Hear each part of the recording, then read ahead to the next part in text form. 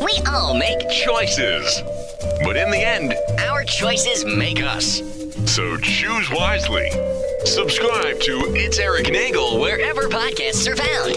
And leave a positive review, won't you kindly?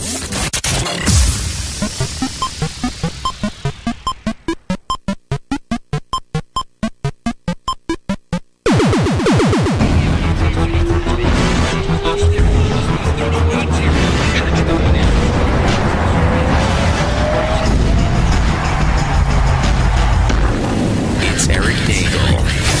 And it starts now.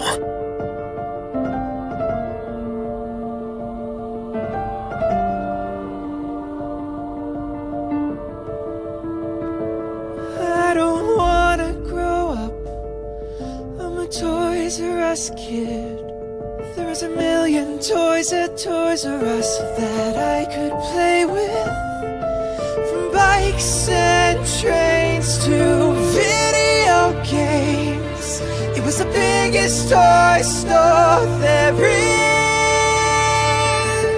I don't wanna grow up, because if I did, I wouldn't be a Toys R Us kid. I still wanna be a Toys R Us kid. Ladies and gentlemen of the universe, the next voice you hear. Erik Nagel.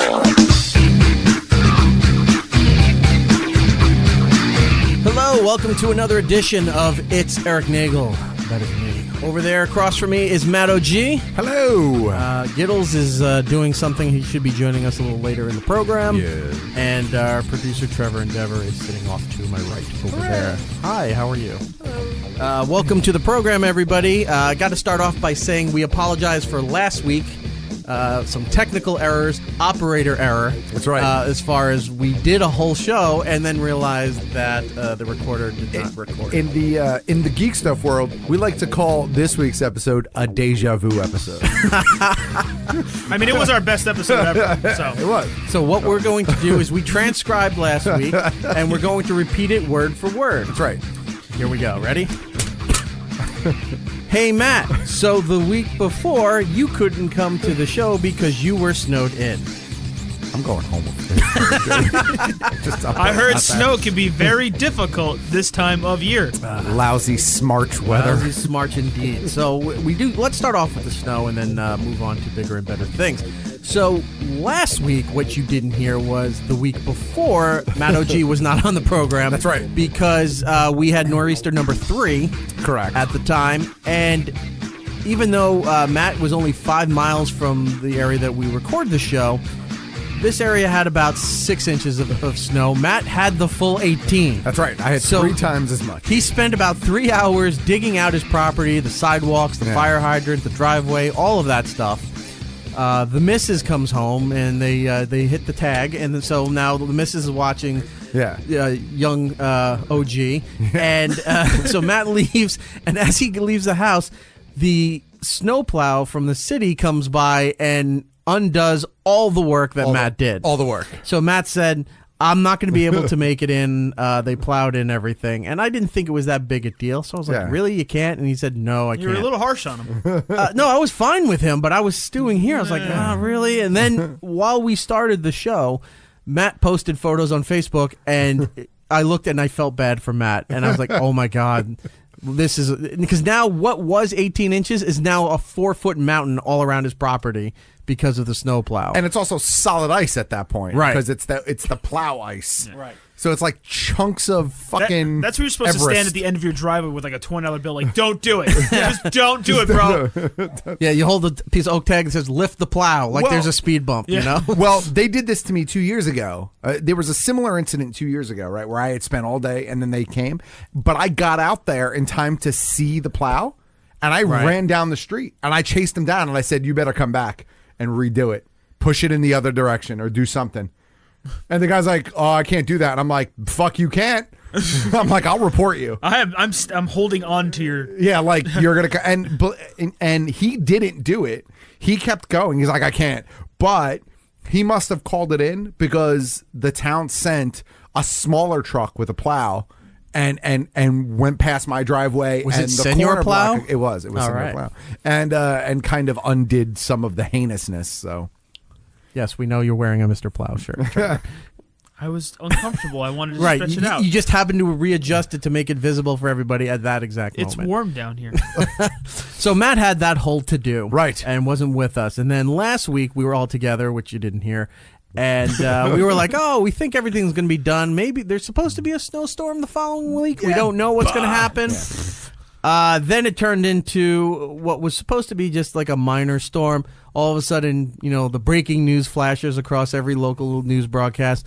Nor'easter number 4 is about to hit. And you're like, you got to be kidding me. So 4 Easter. It was a 4 Easter. Hashtag 4 Easter and copyright. So... I'm going home. It was 2 different storms coming together and making this huge thing that was supposed to hit us. And now it's like, oh, look, we're in the what they call the dark pink part of the graphic, where it's now up to 18 inches of snow. Ground zero. Right. So we're like, oh man, this is nuts. So now 4 nor'easters within a month. Right. 20 days, not even a month. All right, under a month. And so it comes, it hits. And it was going all day until the early morning today, and there was a lot of snow. But then all of a sudden, as soon as it stopped, about a couple hours later, it was 40 degrees, and everything just melted like it didn't even happen. Right, so I mean, I haven't been back home yet to see what it looks like, but I don't know how much you got here. I ended up with probably... maybe only 6 or 7 inches this time around. Right. And it's weird because I think I actually had more than you this time. I shoveled and snowplowed, used the snowblower probably 3 times yesterday. I was trying to stay ahead of the curve storm this time, right? So the last time I went out there was about 8:00 last night, and I was like, it's not so bad. And so from the time the storm started at like 7 a.m. yesterday to 8 p.m., I got more snow from 8 p.m. last night to like 6 a.m. this morning than I did all day yesterday. Yeah, it was really weird. Like I got a call from work. Hey, you gonna make it in? I'm like, I don't think so. I got 4 inches. 3 hours later, someone called out. Do you think you can make it in? I'm like, now I have 6 inches. And the third time, I'm like, I'm over half a foot. I'm not coming. Right. It's just not happening. Yeah. Well, the same. I mean, again, you're not that far from here, Matt. And yeah, it was. Because I had a doctor's appointment yesterday morning. Right. So I went out, and that was like, I got there about 9 a.m. It was starting to come down. Yeah. And it was snowing for about 3 hours, but nothing was really sticking. And then it started to collect. And then it stopped for a while, like 5, 6 o'clock. Yeah. And again, at 8 o'clock, all of a sudden, out of nowhere, the next band hit and started coming down like crazy. Around noon, I said, you know what? If I'm going to be trapped in this house all day, it's not so bad right now. I'm going to go out. So I did a Wawa run. Nice. Pick up a shorty. Well done. That's how you do. Well done. I used to love Wawa iced tea, and then I saw that it had like, Don't ruin it for me. Don't tell me. Okay, never mind.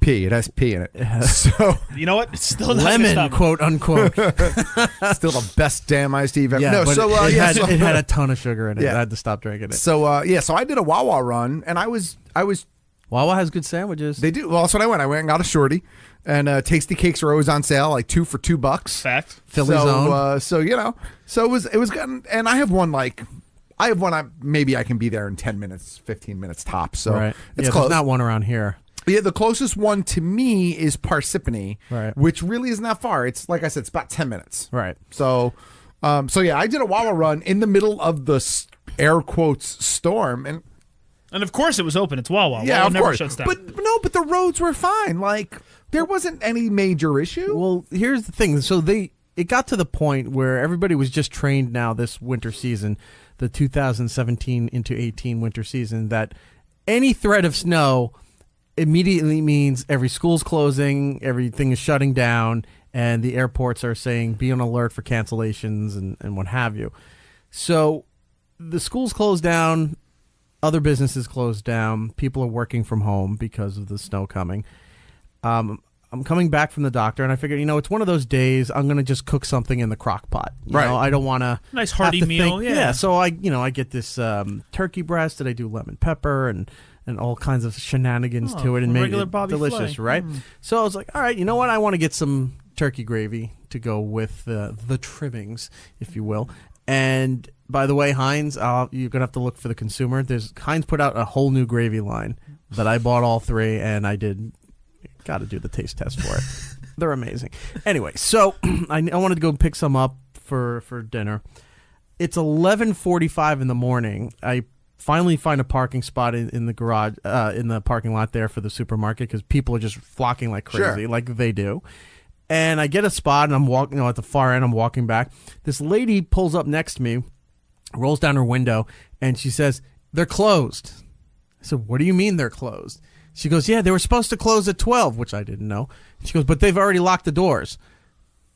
So I was like, "What?" And I look, there's people in the store. They locked the doors about 11:30, and just waiting to filter the people out. So at 12, so I was like, there's a few other supermarkets within the area. I was like, I'm not even going to bother. I'm just going to go home. And, that's it. And it's going to be a crock pot and video game day. Well, I decided early on. So I went to Walmart for lunch, but I started early on. I was gonna do something that sticks to your ribs. I was gonna be outside shoveling all day. I figured I could handle some carbs. So I put on a big pot of gravy early.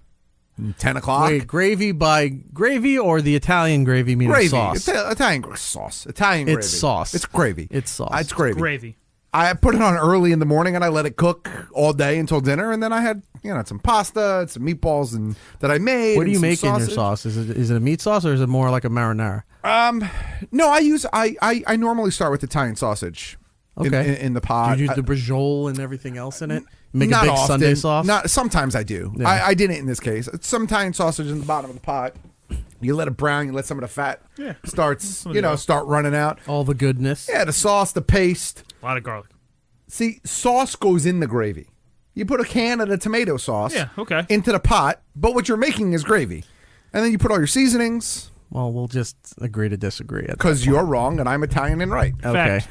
So far, I've heard him not say one wrong thing today. I will just refer you to the scene of The Sopranos where they go over to have dinner in Italy. Yeah. And then see how that you're wrong. That's fine. I don't care about The Sopranos. I care about what my grandmother taught me. Right. I care about the Cipollettis, the Paporas, the Ferraras, all of my extended New York, Brooklyn. If your name ends in a vowel, then Jersey City family. Right. If you'd like to tell Lucy Cipolletti that she was making her gravy wrong, you're more than welcome to. But let me correct you. Really should have ate before the show. You're not putting enough hot dogs into that. But get out your own show. But and I make a good gravy. Because I honestly thought when you said I can do some carbs, I thought you were going to make your world famous root beer pulled pork. No, I didn't have any pork shoulder on me. If I had pork shoulder, I could have probably done that. But I did not have that. But anyway, it was Trevor over here is starting to drool a little. I really should have ate before this show. For springtime, I will make some root beer pulled pork and I'll bring it to the show. I had like 2 dumplings. Do you ever make today. the Dr. Pepper pulled pork too, or no? No, because I like root beer and not Dr. Pepper. I'm not a big Dr. Pepper fan. What kind of root beer? I use Mug probably or A&W, one or the other. Didn't know if you were a Barks guy.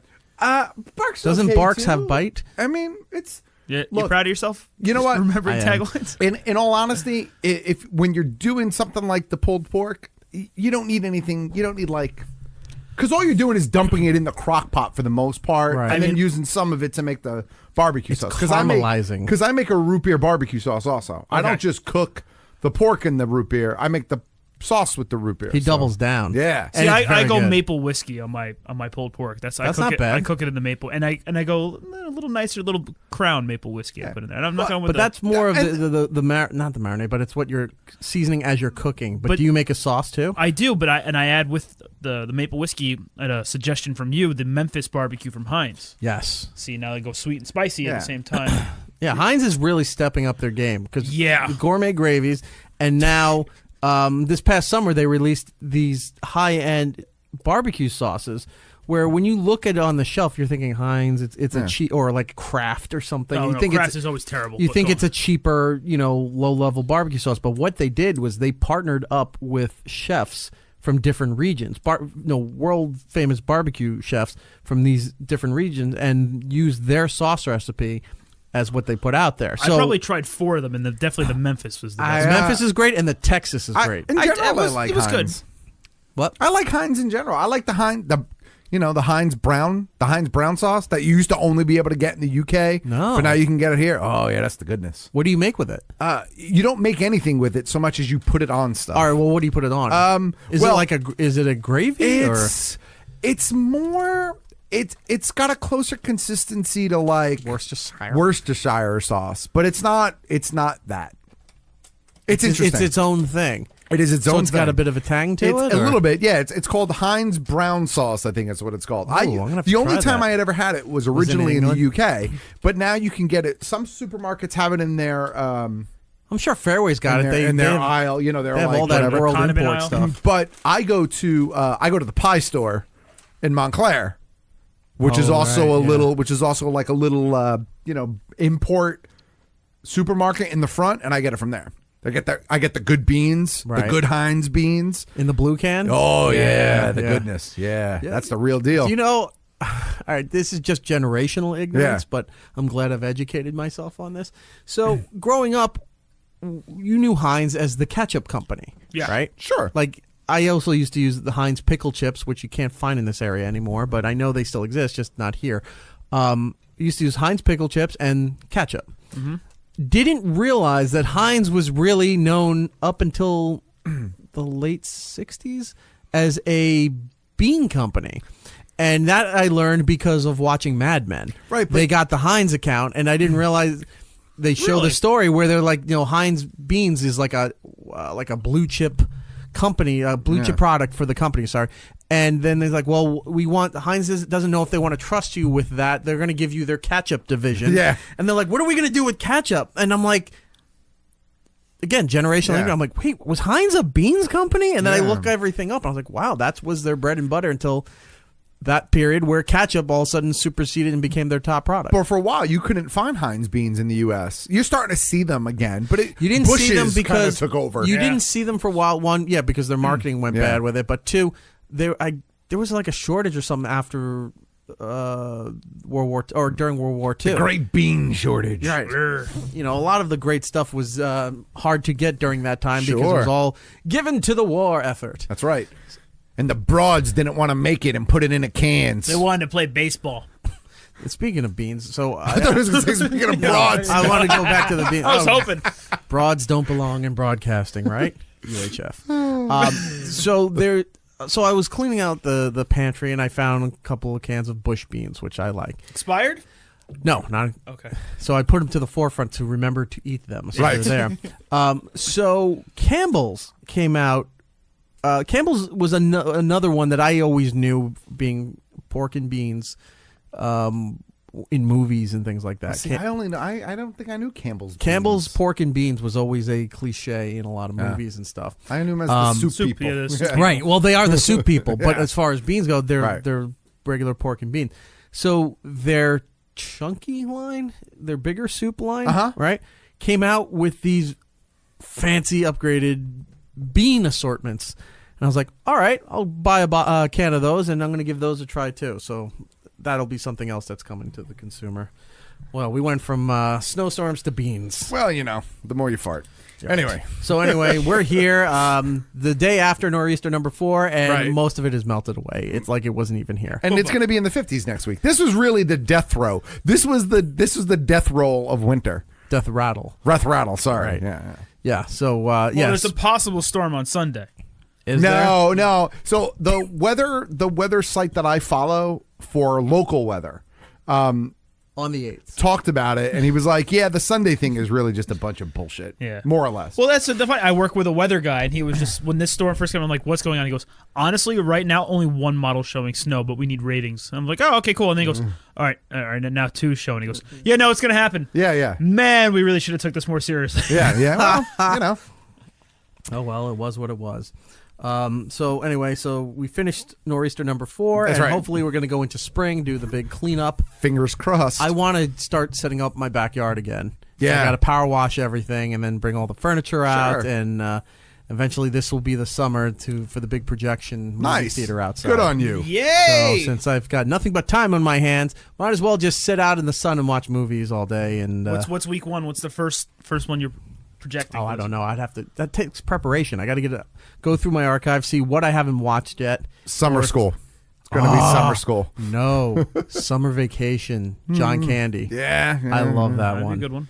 That was one of the lower. Where you do like that, you could do like Dazed and Confused, right? Because like school's ending and then like it's There going you go. into summer. Yeah. Could do that too. Grease. You can do Grease. I hate Grease. No, Grease 2. Ooh, Grease. Just skip too. over the first Grease. Go Grease right. 2. Grease 2. No way. Shooter McGavin. Was he in that? Oh yeah. Yeah. I never He's saw got it, the curl so- on. Oh well, you're missing out. All I know is man. that Michelle Pfeiffer was on it because I used to see the box art in the video rental stores. I'm not going to lie. I like both Grease 1 and Grease 2. I don't know if I ever saw all of Grease 2. I just know it exists. Yeah. I just don't like Grease 1. Rex Manning. I just don't care. I know if people love it, and that's fine. I can't even do a good Travolta. No, I hate it at weddings when they start to reenact Tell Me More. Well, yeah. And the guys are on one side and the girls on the other. I'm like, I hate all these people. Why am I at this event? I need to leave. I like the Grease You songs. went for the Venetian Hour. Let's be honest. Yeah, of course. That's the only reason why anyone goes to a wedding. I like the Grease songs in the context of the film, with the exception of Grease by Frankie Valli. I mean, you can listen to that anytime. It's a catchy song. Well, but the thing is, with Grease, it's a time, it's a place, it's emotion. it is. It's all of those things. Right. It's Hickey the word, from have Kinnicky you is heard. like a Hallmark card. Right. Grease is the way you feel. Yes. Okay. It's everything. Anyway. Wow. Wow. I hope you didn't push record this week either. Dramatic pause. So anyway. I wasn't going to give him the satisfaction. Storm's done. I was catching up on some TVs and movie things, which we'll get to in the second segment. A little later, we're going to talk about the Avengers trailer. Sure. We're going to talk about the Deadpool trailer and what have you. But let's touch on United before we get into Toys R Us. Oh, yeah. So you didn't hear this part from last week. So by now, everybody knows that United flight where the flight attendant, I guess, forced this lady to put her dog in the carrier in the overhead compartment. Correct. The dog did not survive the rest of the flight. When Correct. they went to get out, they opened it, and unfortunately, the poor dog had passed away. Then you started seeing testimonials from people that were on the flight. They said they could hear the dog, and they thought, some people are like, we should do something, but they didn't do anything. They didn't. One lady was crying. She's like, I didn't realize the dog was, crying in distress. Just thought it was barking because it didn't want to be whatever. And the thing with those dogs, because it's a French bulldog, I own one of those. Those dogs are naturally just, lap dogs, companion dogs. They want to be around you 24/7. Of course. They don't want to leave your side. If you go to leave the house, they know the protocol. So they know that you're leaving, but you're going to come back so they don't go apeshit and tear up your house. Right. But if I put him in another room and just close the door and he knows I'm somewhere else in the house, he's going to go nuts because all he wants to do is either lay on the couch or be wherever anybody else is in the house. So this poor dog is having a conniption and going crazy. One, because it's dark. Two, Right. you're in a confined space. 3, couldn't breathe. Right. He's suffocating. Yeah. So all this happens. And the first thing United did was said, we're introducing new color coding tags for Right. the pets, that these big pink tags that let people know that there's live animals in these crates and in these containers, Right. which you should know anyway. And they did that because they said that what happened in this particular case was that there was a miscommunication between the flight attendant and the passenger, which is a load of bullshit. The flight attendant was just a dickbag. Yeah. I mean, that there's no other way around it. Yeah. Maybe didn't like dogs. Maybe didn't like this pet. Maybe was having a shitty day. And and this is not all flight attendants. I have flight attendants in my family, so I understand. But you call them up and said, "This is your doing," and then you I hung did. up. I did. How dare you? I did. No, but there are some flight attendants that use that position as some sort of weird power trip. Yeah. Right? It's a complete... You can't say anything anymore. People are getting scared. They want to get thrown off flights. They'll get thrown off the flight, or you'll get beat up, Right. or whatever else will happen to you. Yeah, I'm not trying to generalize, but was he the Asian gentleman? I don't. That Yeah. didn't. That want was to give that up, was a United flight a year beforehand. That didn't want to give up his seat, and they called security from the airport to come in and yank him off the plane. Correct. Yeah. So United's got a great and United, deal of good publicity. and they've had a couple of other ones in the recent past with throwing people off the plane for kids that they claimed were misbehaving, but they weren't. And United does not have a very good track record. No. I mean, and they've fucked up 2 more times since this whole dog incident. Right. So once that happened, within the same news cycle, like a few hours later, they found out one of the dogs on a United flight was sent to Japan. Yes. Right. That wasn't supposed to be in Japan. Right. So that didn't look good for them when they shipped it to the wrong flight right after this dog died. Then United put out a statement saying that the flight attendant was claiming that it was some kind of language difference because she wasn't understanding that the lady had a dog in the carrier. And I was thinking at this point, I'm like, well, why didn't the lady just, like, when I got my dog, I got him in Austin, Texas from a breeder. I flew out there to get him, and he was, 6-week-old puppy. I'm definitely not going to put him in cargo. So I have him in the bag that I bring in with me, and I put him under the seat in front of me, and I have the zipper open a little bit. I'm playing with him, whatever. We take off, and he starts getting really antsy and whatever. He doesn't want to do anything, doesn't want to calm down. So I take him out. I put him on my lap. I'm petting him for a little bit. He curled in, and he slept the entire flight. Right. That's all he wanted to do. He just wanted to be next to somebody. He didn't want to be there. And then, the rest of the flight was perfectly fine. Sure. I was like, why didn't the lady just do the same thing? The dog isn't that big. Yeah. I didn't realize she had an infant and her other daughter with her. Right. Where they were only in 2 seats, and the infant was sitting on her seat with her, so they didn't have to pay for an extra ticket. Yeah. So at that point, I was like, I would have just got off the flight. I would have tried to figure it out somewhere, but I'm not putting the dog in the overhead compartment. Right. There's no way in hell. And I'm amazed anyone else allowed this. But so and I understand what you're saying, but first of all, I think that there's to a certain degree, you put your trust in some of these people, right? You assume that if they're telling you the dog is okay up there, because she claims, if you remember, the first story that came out was that she said that the flight attendant said that it would be fine up there. I don't know if you remember that. So I think this woman with a toddler and another child, and the flight attendant says, no, it'll be okay up there, or whatever she said.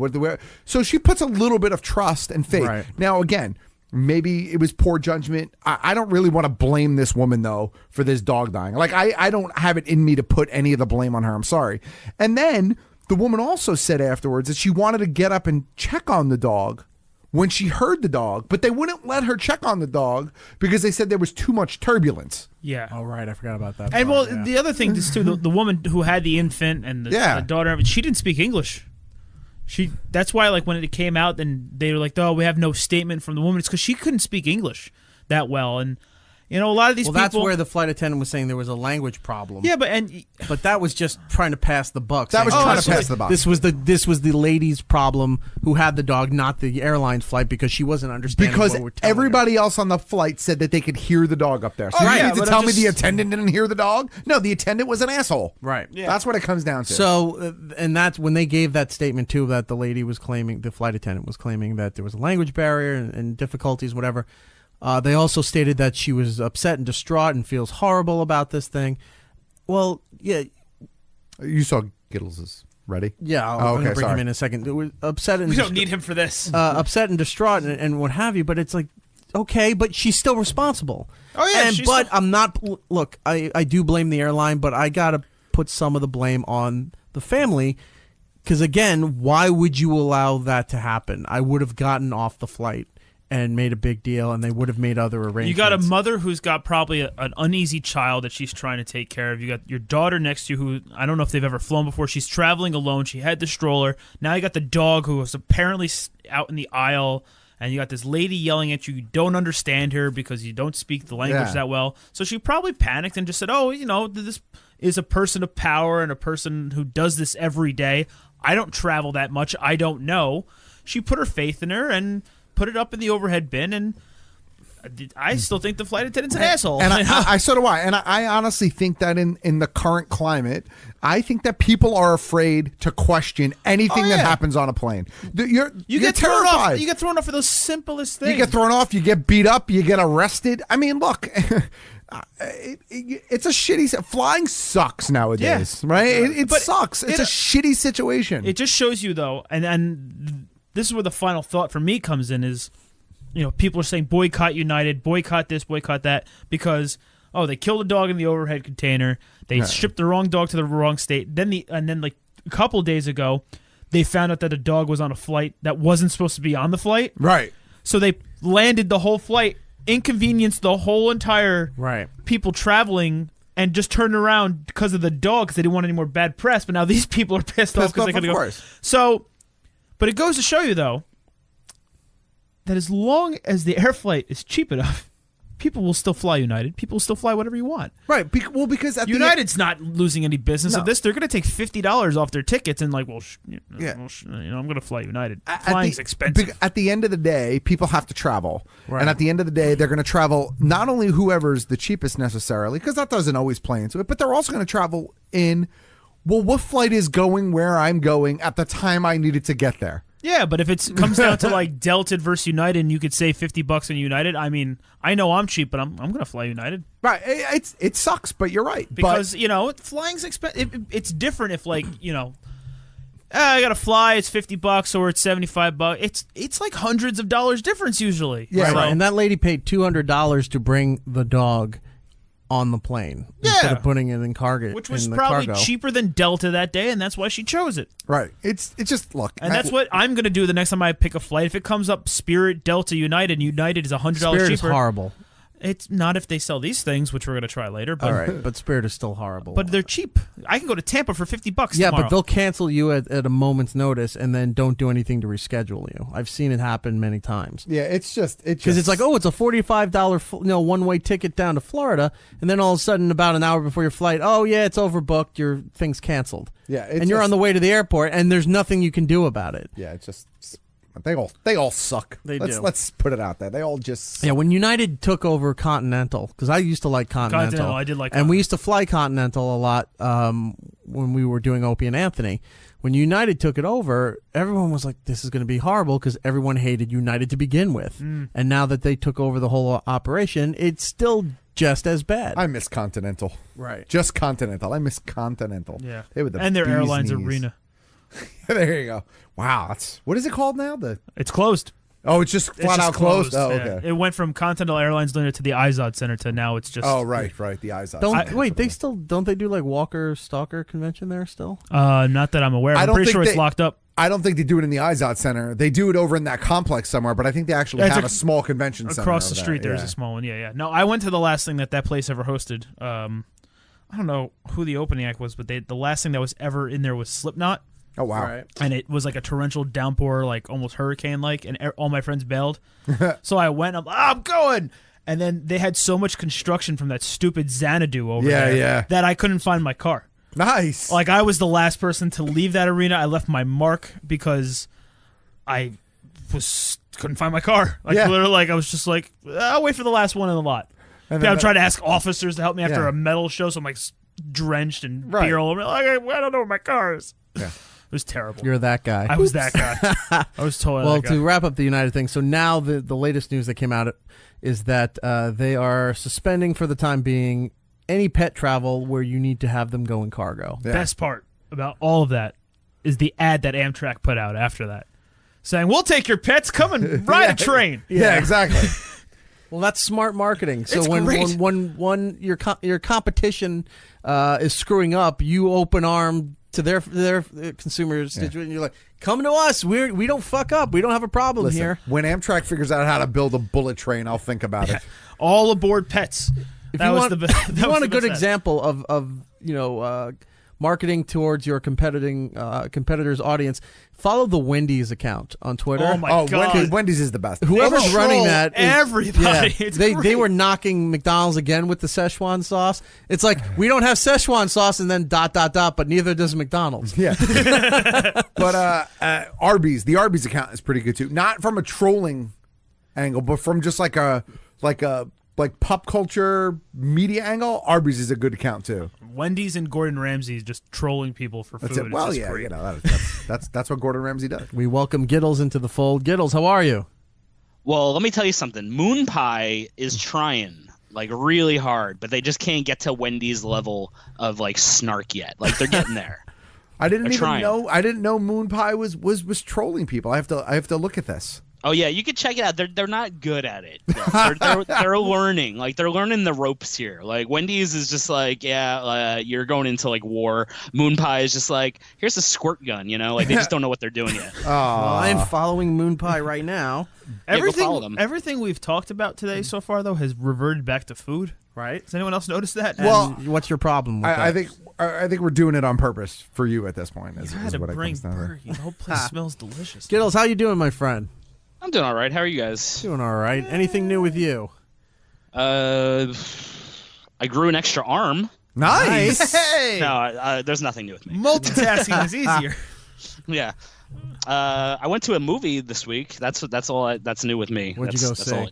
I saw Death of Stalin. And it was, You did. Yes. and I it want to was- see that. It Giddles, was very funny. I have Don't to. give away the ending. I have to interrupt you, Giddles. Yes. I know that you said that they weren't good at all, but I don't know that we can be friends anymore because this is like dad joke level. This is worse than not good. This is terrible. What, Moon Pie? Moon Pie, their account is terrible. I told you. It's Today not is good. National Like, they're Pie Day, trying. and I still have to work. That's pretty messed up. Really? I told you, like, they're trying, but they're not trying very hard. Like, it's really Ew. bad. Because, like, Wendy's just puts them to shame. Wendy's like, we'll stick a burger in the middle of that Moon Pie, and then, like, you know, that's what we're going to do, and then it's better. I got nothing.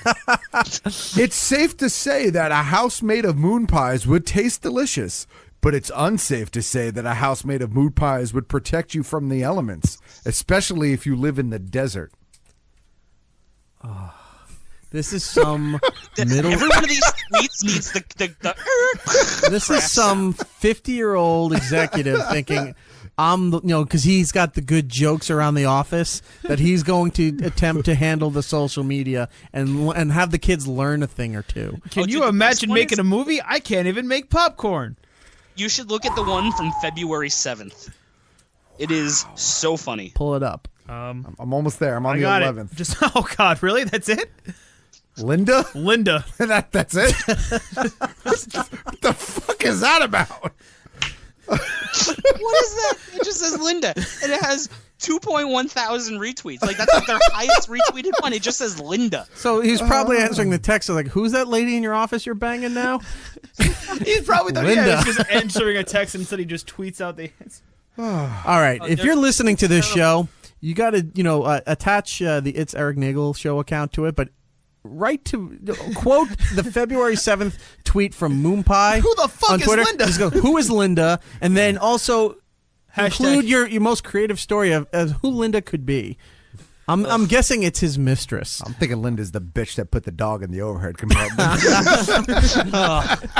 We'll tweet it out. These are terrible. You got to make it official. January 30th. Tonight I will be delivering the State of the Moonion address. Ew.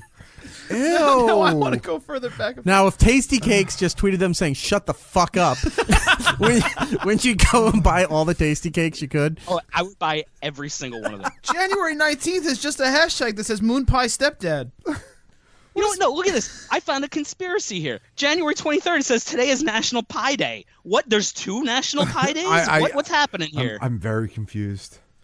All right. Well, the mission is out there for you people. Find the February 7th tweet on Moon Pie on their Twitter account, and then ask who the fuck is Linda, and then who Linda or come up with your own creative description of who Linda is. What is your I think favorite? she makes the cream. I think Attach she's just It's the one, Erik Nagel to it. has nothing to do with the there's pie. another She good just one makes the from cream. January 12th that just says "Who up." Who up? No, I like the one from January 13th. Wait a minute. Moon Moon Pie- Pie's trying to get laid on Twitter. Hey, girl, you up? What is your favorite moon pie memory that happened during your ex's wedding? I know mine. The fuck is this? This is awful. I told you it's the worst corporate Twitter account. All right, last one. Like, If you would be so kind as to help my coworker Carol and settle a little debate, I would greatly appreciate it. Social media is ... and you had a vote. All I have, Carol, go away. That's all it says. Who's Carol? Why is she debating with moon pies? Don't yell at Mrs. Brady like that. She hates Linda. That's why. Oh, man. Carol might be the wife, and Linda is the mistress. Oh. Ouch. Shut the fuck up, Carol. So his favorite memory from his ex-wedding was Linda. I think that's what's happening here. Let's find an old wedding photo and then do the oval. You know when you darken a photo, but you do the oval of light? Oh. So you just put Carol, and then the bridesmaid is Linda. With a moon pie on a groomsman's head? Yeah, but you put, yes, exactly. And it says Mr. Moon Pie. Mr. Moon Pie? Wow, Mr. Wouldn't it Moon be funny if like Linda was just the password to their Twitter account and didn't realize? They pulled a Voss. Yeah. Oh, jeez. All right. All right. Well, that's your homework for next week, people. We'll keep an eye on that. Pie. Harass Moon Pie on Twitter. Oh, wait. Yeah, Wendy's totally attacked him. The what? Wendy's attacked him, too. God. Wendy's did? All right, hold on. This is... Oh, there's a whole subreddit about it. Never mind. Oh, no. We don't have time for I don't have time for subreddit. that. Yeah, I don't have time for subreddits. Before we move on to the next thing here, you said United was giving you these. What are these? No, here? these are from Spirit. So, from Spirit. I found out Spirit doesn't give you free Cokes or nuts or anything, but they were like, if you want to get drunk, they handed out this whole pamphlet, and they said, we don't really have cocktails. We have these things called BuzzBallz. Oh, yeah, And, BuzzBallz. They're little balls. They kind of... I feel like I'm going to break this damn thing. You know what they look like? You remember that low rent fruit juice that looked like a plastic grenade with the tinfoil peel? Yes, those things were amazing. Yeah, that's what this looks like. Yeah, it's 15% alcohol by volume, and I literally. Well, these are already better. And yeah, they're just and it just says shake it, and like a Polaroid picture. And it just sounds. I don't know if you can hear it. It sounds like a water balloon.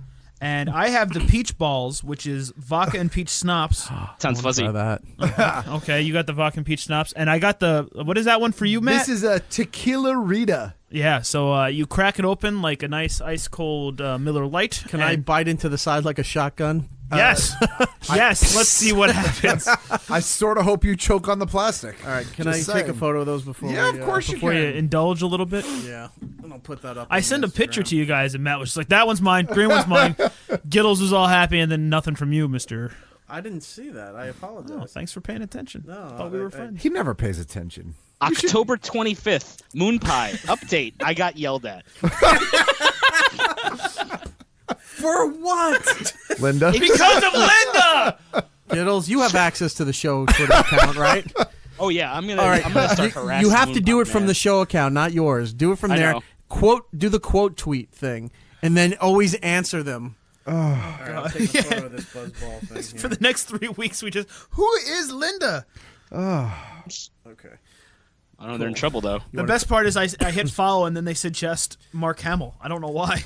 Maybe Mark Hamill runs the Moon Pie. I mean, he is from space. He is from space. I hit following, and You it says, gonna try would you that? like to follow Mark Hamill and the Merriam-Webster Dictionary? All right. I'm going to open All right, up. here we go. And, Peach balls. I'm just waiting one day for Moon Pie to tweet D's nuts. That would That'd be be the follow-up. I'm They looking all- for it. I bet it's on here. The BuzzBallz also have a pina colada one, but they didn't have it when I went, so Let's try this. I was hoping for like a Jack and Cola, but Ooh, it fizzed all Are over you guys the just place. chugging beer balls? What are you? oh no, I'm drinking a Boddington's because I'm classy, but I gave Ooh, the fancy, man. I mean,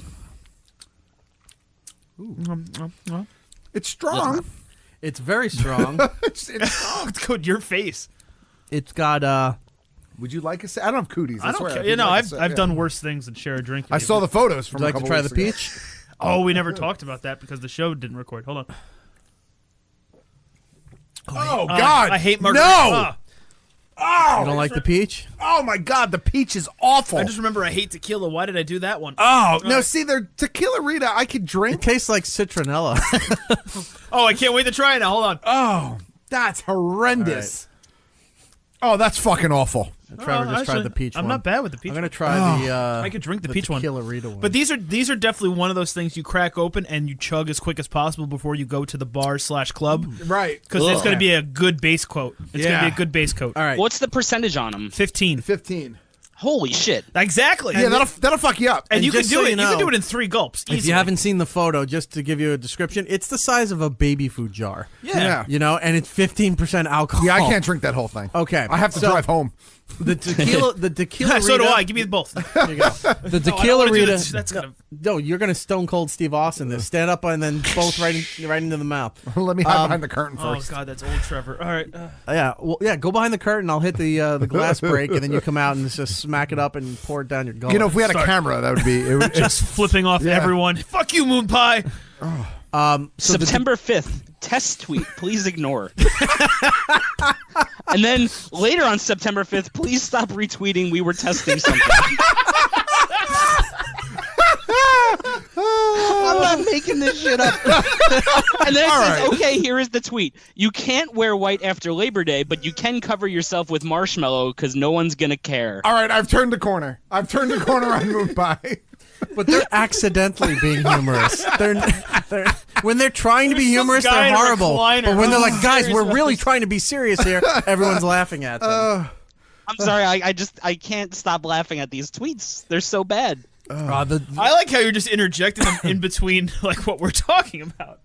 I could drink the peach one. I could do it. The Tequila Rita BuzzBallz here tastes like tequila, and you ever have a green flavor ice but not freeze it? So wait, what is this? Like, oh, we drank too. All right, so it's tequila. Oh wow, this is why it's.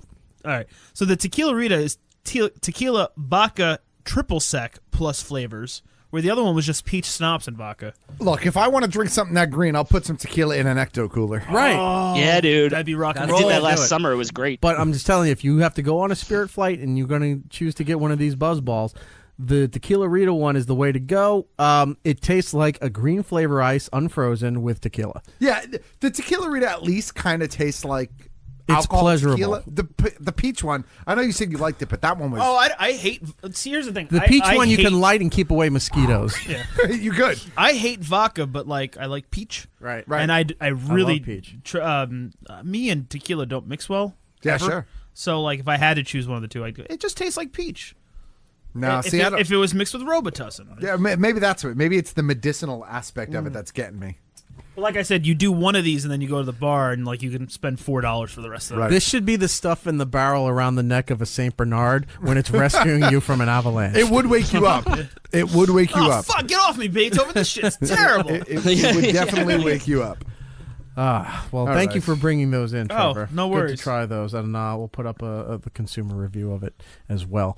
Moving on to Toys R Us. We talked about this last week, and there's been more updates with this. So, Yes. as we've been talking about Toys R Us in the past, they were tinkering for a while if they were going to file bankruptcy. Right. And then eventually they were filing bankruptcy, but had a deadline where they were putting out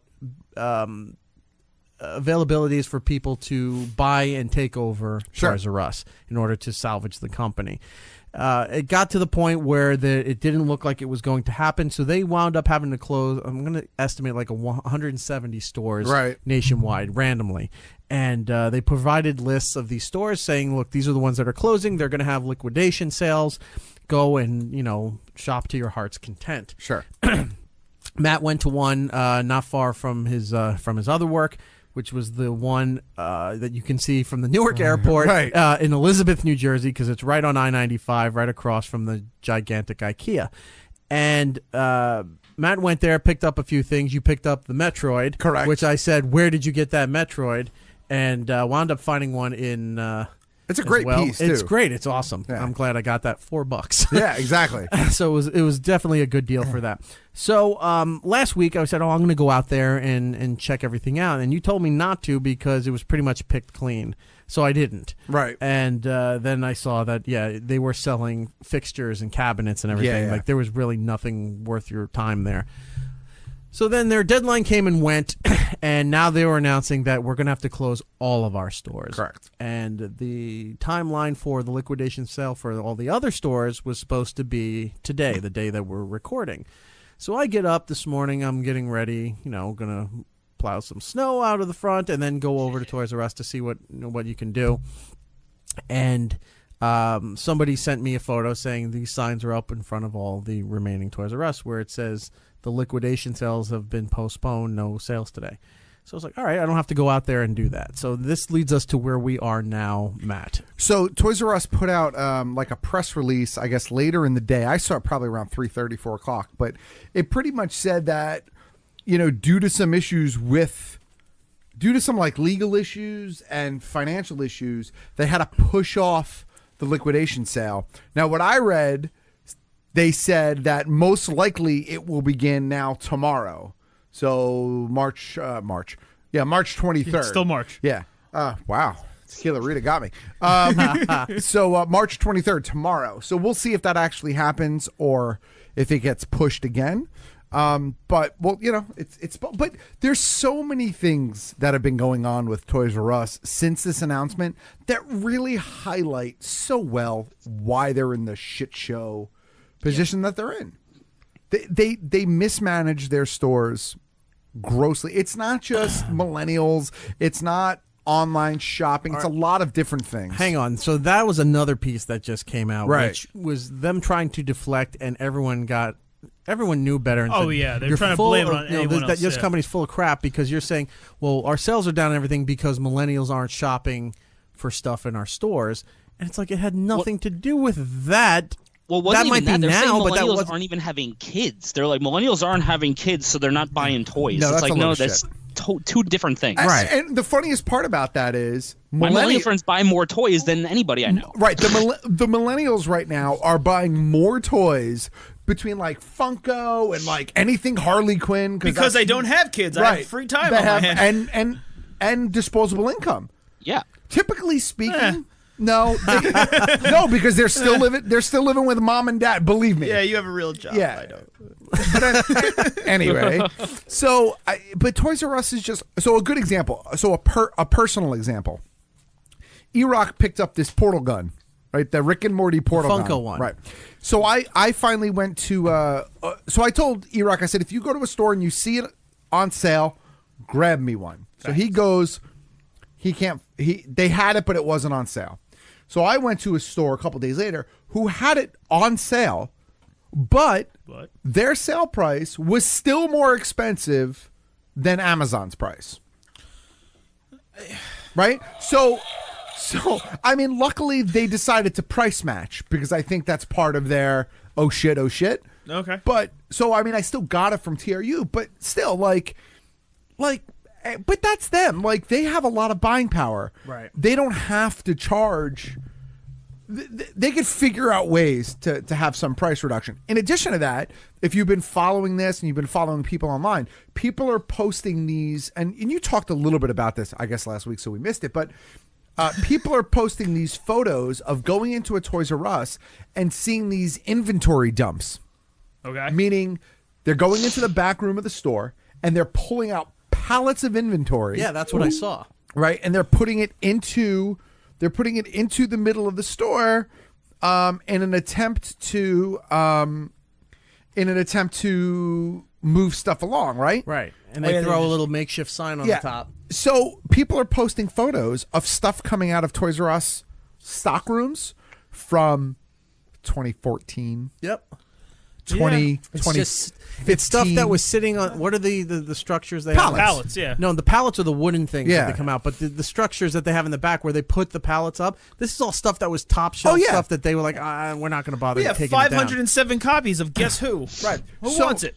So let me go deep for just a second. Go deep, so deep, put your butt to sleep. Exactly, Tequila Rita. So let me go deep for just a second. From a toy collector perspective, right? So one of the problems is when a new toy line comes out, if you're a collector, you go to Toys R Us. Right. To get stuff. And even not if you're not going to buy it, you go to Toys R Us to physically look at it. Sure. Yeah. And I like giraffes. So, right. Exactly. Who doesn't, Toucher? So you go to Toys R Us and you see 15 pegs of Chirrut Iwi figures from Rogue One, right? Star Wars. Okay, yeah. He's the blind guy. So you see like 2 pegs of those figures. You're like, why the fuck do they have 2 pegs of this figure? What happens at Toys R Us is they bring out a case. They put everything from that case on the pegs. Well, if those pegs don't empty out, they don't bring out new stuff, other stock. Right. So they could have cases and cases of stuff that people want in the back, that they're not bringing out. Well, that's just poor stock management. Yeah. So the point That's like fucking stupid though. Is it like maybe because of like release things where it's like, oh, we can't put this out by a certain date? No. I think that sounds lazy. Too much. It's Giddles. This is a Toys R Us problem. It's poor stock management. It's like you're just like the way you're describing it is the end of Raiders, like just factory, just boxes, like but that's nothing. what it is. They bring out enough stuff to put on the peg and then they forget about it. And so they don't bring out anything else. And that's why during all these liquidation sales, they're putting out pallets of product that have been sitting in their storeroom for 4 years, 5 years in some cases. Of good product. Of some decent product. Yeah. Like stuff that people are probably paying like good money for on eBay that like they could have just bought if it was there. Or stuff that people really wanted when it first came out, couldn't find it at Toys R Us because it was sitting in the back room. And so they went to Amazon or even Walmart or someplace else. See, that's the thing, too. Like, if I'm walking around Walmart, because I have a Walmart right next to my house. Right. And I'm just like, oh, I'm getting, because they have really cheap, like, wheat thins. And I'm like, oh, look. I like wheat of thins. all the things, yeah. The ranch flavor, it's addicting. But, like, if I walk past and they're like, oh, Far Cry's on sale for $5. And I'm like, Far Cry's a new game? It should be on sale for $5. I'm still going to pull my phone out and check like Amazon or Google, of course, to see if it's cheaper somewhere else. So I'm not just like I'm not going into Toys R Us for usually anything specific. I'm just a normal guy. So if every 2 out of 5 guys is doing that, and Toys R Us is always the more expensive, even with the sale, like I'll wait, or I'll hit the Prime button. And it's at my house before I leave Toys R Us. Well, so there's so many things wrong with it. There's poor. All of that aside, right? I agree with the pricing angle 100%. But here's the thing. There's so many levels of wrong. Sometimes you're willing to pay a couple of bucks extra, for convenience. Maybe you don't want to wait 2 days. It's right there. You can hold it. You can, especially again as a toy person, like you want to be able to see the one you're getting. The package is good, the paint isn't fucked up, all those things, right? But in addition to that, you also expect things like signs that accurately reflect the price. Oh, they don't do that at all. I don't know. Customer service when you ask somebody a question. I don't know. You'll see stuff on the shelf, then you go to look for the white tag to see what the price is, and you're like, this seems a little much. And then you read the tag. I'm like, this isn't even the tag for the so you item gotta walk that's on the all shelf. the way to the other section. So you got to walk all the way to the other side of the store to find a scanner to essentially do the job that they should be doing. Right? Yeah. Okay. In addition to that, you go into a store that's got 50 cash registers, but only one of them is open, and you wait 45 minutes online. Like all these stupid little things. Like there are things at a retail location that you can do to make people want to continue to shop retail. Right. It's not just the pricing. Right. Because it's the experience. I know for a fact if Amazon has something for $20 and Toys R Us has something for $22, and it's the difference of waiting 2 days or having it now, I would say 7 times out of 10, I'll pay the $2 extra to get it in my hands at that moment. If it's a good experience that I can have the product. Experience is a big thing, definitely, because like sometimes I'm like, oh, I want to go get this, and I'm like, I'm gonna go see my buddy Tim at the the Musicians Workshop. He's an awesome guy. I'll talk to him for 20 minutes, and I'll pick up the $5 item because I have that experience. I like going to that store where like Toys R Us or even like Home Depot and like some of these big stores, like they don't want to talk to you, and like they rush past you. And I'm like, I'll wait the extra day if I can get it $2 cheaper because I have the answers right there on my phone for my questions, and no one wants to help me here. Right. Well, I feel like I'm the exact opposite. I'm like, please, no one talk to me. I just want to browse the store. Like, leave me alone. I agree but if with you had questions, but if you had a question, if you had a legit question, right, you want to be able to get the answer, right? Yeah. So, look, and this is not unique to Toys R Us. One of Best Buy's biggest downfalls was when they just stopped paying attention to customer service and organization within the store. Okay. Oh my God. The only reason I still go to Best Buy is opening week for a movie release because that first week they're always cheaper than every other store. And it's on an end cap, and you can find it as soon as you walk in the store. So I'll go there, and you get the Blu-ray, DVD, and digital copy, and you'll get it for $19.99 compared to the other stores that are selling it for $25. There's a Best Buy, like I'm right in the center of 2 of them, and like there's one I've gone to for years, but I go to the one that's 5 minutes further away because they actually I walked in, hey, how you doing? Yeah, you need any help? Yeah. yeah, I'm thinking about this. And then they talk to me, blah, blah. The other one, it's just like, oh, shit, someone's coming in. Right. That's fair. That's fair to other stores, too. But I also Certain feel like the locations aren't Best as Buy's customer service got worse when Circuit City went out of business. Like, when they didn't have competition, they Of course. were like, They're all they just did huddled not around. care. They're hanging out near the customer service desk. They're talking to whoever the hot girl who In does the Geek Squad, yeah. in the Geek Squad, or the. But I do remember There's a hot girl in the Geek But Squad. what Gittles Yeah, but I do just remember said- every time I went to Circuit City, like the people there were always like, "Oh, Yeah, what do you right. need help with? You I need do help with miss- this." Like they were right on you the whole time. Well, what Gittles just said, though, is really important, right? What he said. He said Best Buy's customer service dropped when their competition went out the window. Yeah, because it's like, who the fuck else are you going to get to Yeah. buy it from? Okay, so let's go back to what we're talking about. Right. Toys R Us has had no competition for a long time. 10 years, KB, 15 years. I used to walk into the mall. I'll go check out KB. Toys R Us is down on the other Yeah, I side think of the mall. KB was the last toy competitor that they had. They were the last chain toy competitor chain, they had. for sure. Absolutely. I mean, I was thinking of having a board game night for my birthday Yeah. like 3 years ago. I was like, oh, I guess we'll go to Toys R Us. Well, where else can we go? Target. Yeah. Well, I didn't even think of that. Well, I but you walk in, there's a whole section there. They had, I think they like puffed their chest out a little bit. Like, yeah, we're the only ones in the market that you're going to come to. And then they didn't really take it seriously, thought. They let Yeah. a bunch of little things that could have been pretty easily addressed pile up. The money was there for them to take, and they just dropped the ball. Yeah, It was like, absolutely. death by 1,000 paper cuts is what it was. You know what I mean? You're Just, like, 100% right. exactly. Well done. You're 100% right. So did you see the tweet that story at Moon about? Pies. well, hold on. I know where you're going with Yeah. that. They'll be like Linda. When you're talking about the registers, you've seen Yeah. like 25 rows of registers that aren't being used. The smarter ones, like Walmart and Target, took out a bunch on the ends and made them the self-checkout, right? It's the best thing ever. Right. So they I know, because I steal so much stuff from those places now because of that. right? So that's not great to admit on the radio, but so when they took out the ends, and probably 5 registers on each Yeah. end, made these big pits where you can go in, and there's always somebody there that's supervising, or if there's an error, they come Yeah. over with their card and they fix the error for you. But it makes the shopping experience much more pleasurable, easy, especially if you only came in to get a couple of things. You can get in and out real fast instead of having to wait on those monstrous lines because all Right. the registers are closed. Now, for the middle part, they have a handful of the registers open because when you have a lot of stuff, they still need people there. And then the others only open up during the holidays or whenever there's seasonal pushes right. or whatever. But I think it made it look better. It made it much more desirable for people to come into Walmart and to Target to shop that way. Even though they had the registers in the middle that aren't being used for the most part, it doesn't matter at this point. Sure. Because people can see in and out access being easier.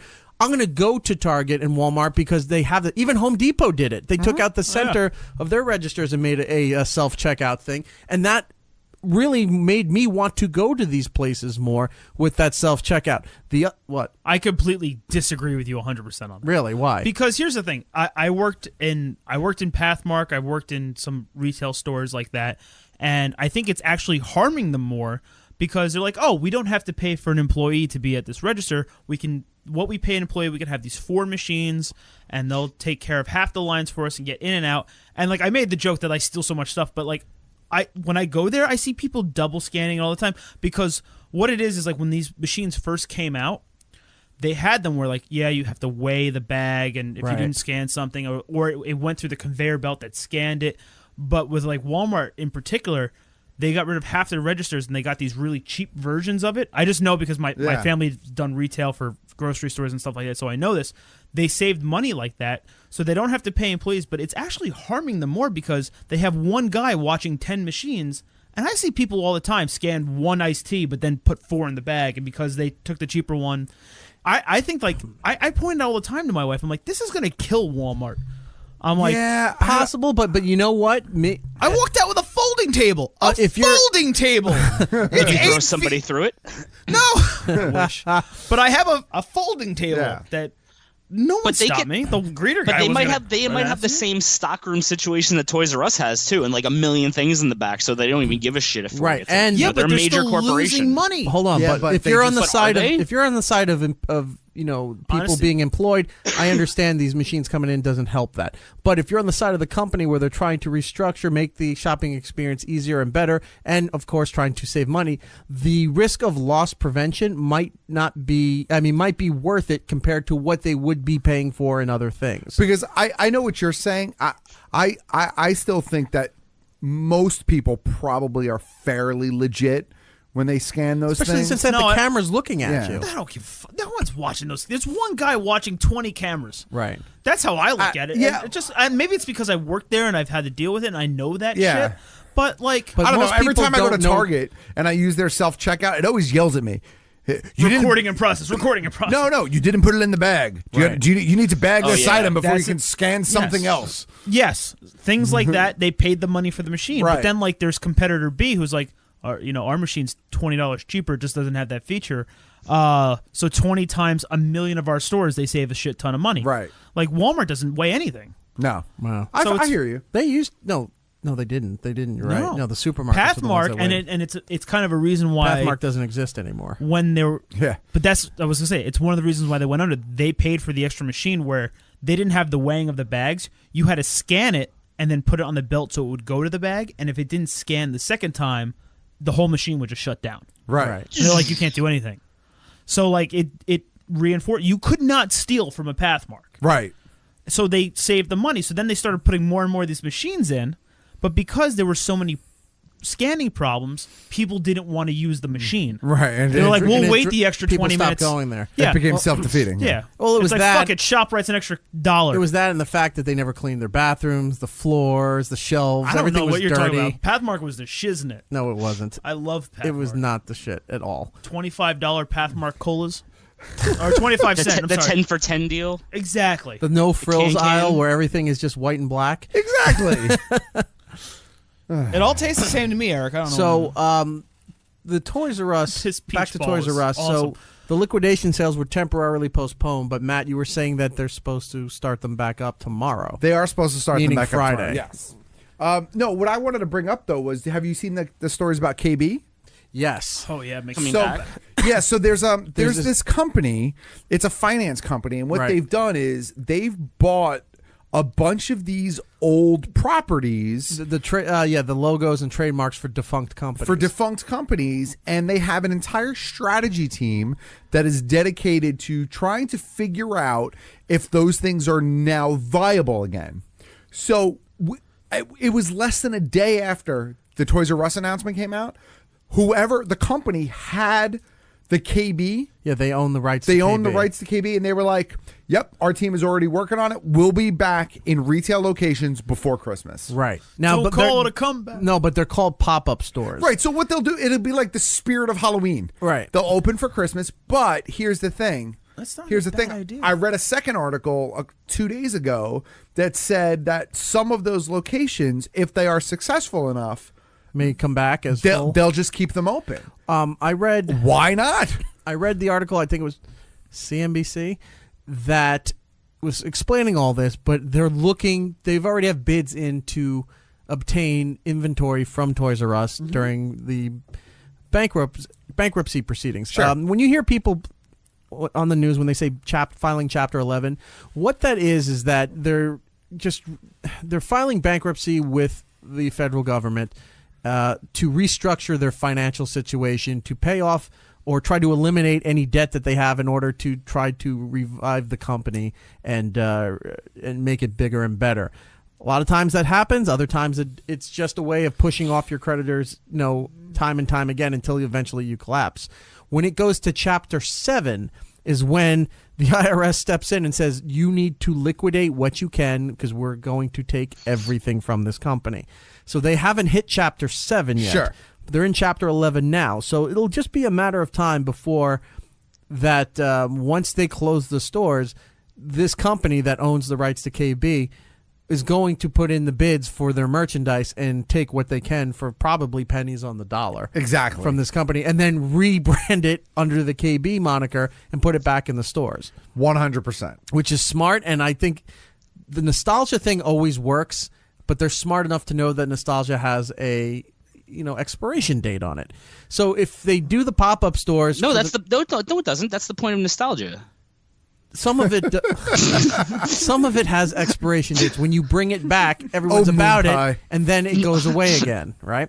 So if they do the pop-up stores coming into, most of the people who didn't read this article or are hearing this for the first time, when you happen to stumble across it in September, say, that they're opening up, and you're like, oh my God, KB's coming back, everyone's going to be all about KB coming back.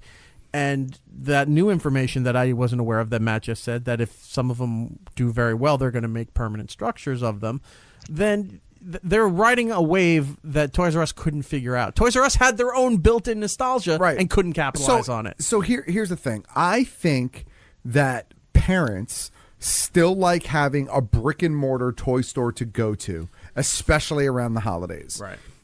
One of the reasons I think KB always did well, even though they eventually died, and they had their own problems, don't get me wrong. Yeah. But I think one of the things that KB always had going for it from a corporate standpoint or from a store run standpoint is that they had a significantly smaller footprint. Oh yeah. Than Toys R Us, right? So their overhead was much lower. Sure, they didn't have the depth of product, but then again, no one's going to KB to buy bikes. No one's going to KB to buy little Tykes racer cars. Right. They're going to buy all that stuff too, but like you weren't going there to buy it. No, they some of them did. But a lot of them all by us did. A lot of the KBs had just like a board game aisle, a couple of action figures aisle, the Barbie aisle, the Lego back wall. And the video games were behind the registers in a glass case. Yeah, I remember KB for action figures. Yeah, right. Yeah, I went to KB for action figures. So I think if KB comes back and the clearance bin's right in the front when you walk in. Yeah. Or Nerf like you always had like the discounted Nerf guns where kids already played with it, so they're ripped. So if I was bringing KB back, what I would do is I would say, all right, how do I take a significantly smaller footprint and take the inventory from ThinkGeek and mesh it with the best-selling products from Toys R Us toys and put it in a store? So the ThinkGeek angle is you've got to have Funko and some of the higher-end stuff, like some of the stuff by Nintendo, some of that import stuff that does really well from major properties, you know. The Funko Japanese vinyl ones, yeah. But I even mean like the Bandai, the high end Bandai Dragon Ball Z figures and Sailor Moon and that kind of shit, because that does really well still. A couple of Funko, and then you have like a couple of action figures. Lego always does great. Right. You don't need 30,000 Lego SKUs. You need the big ones, right? You need a couple from each one, right? A couple of different price points, and an area for the newest ones, right? So I think KB coming in with a much smaller footprint, a focused inventory selection, if it's run right, will do really well, because I'm telling you, man, collectors and parents still want a brick and mortar toy store experience. One of the hardest things for me, not even as a toy guy, as a parent, father, right? As a parent, fucking Toys R Us is bribe central. Toys R Us is like, hey, you have a good month. We'll go to Toys R Us at the end of the month. You get to pick something out.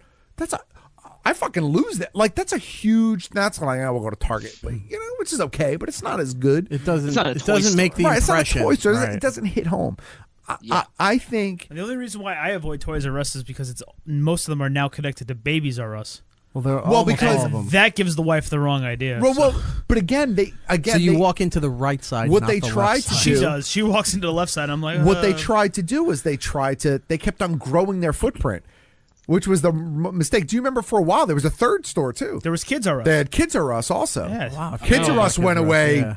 Oh, that was just like years ago, probably. Right? But in the Freehold Mall, it used to be Toys R Us, Kids R Us, and then they added the Babies R Us. Right.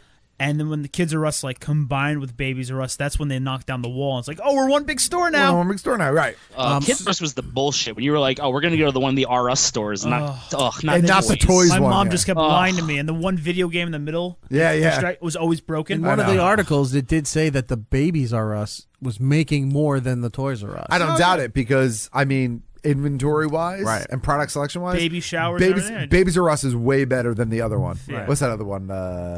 Bye Bye Baby. I was saying Babies R Us was making more money than Toys R Us. No, but what I'm saying is Babies R Us's biggest competition really was kind of Yeah, exactly. That's like the Babies R Us and It's taking whatever Peter, was like what is it taking from Peter to give to Paul? Yeah. Robbing Peter to pay Paul. It was like Yeah. Office Max versus Office Depot. Yeah. You know. Well, and then they both lost to Bye Bye Staples. Baby. Bye Bye Baby is owned by Bed Bath & Beyond.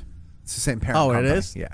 I haven't even heard of that one. That's Yeah. I always went to Babies R Us for gifts. So now that they're going to open up the liquidation sales again, are you going to head out to Toys R Us this weekend? I am. I'm not.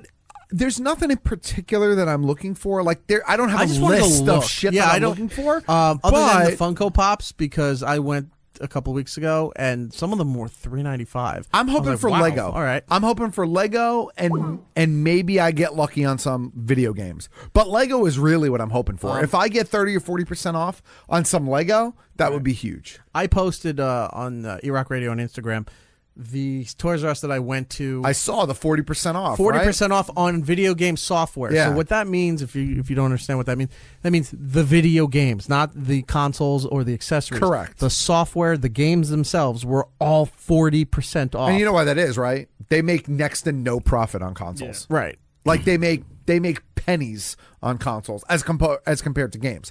There's a huge markup on games.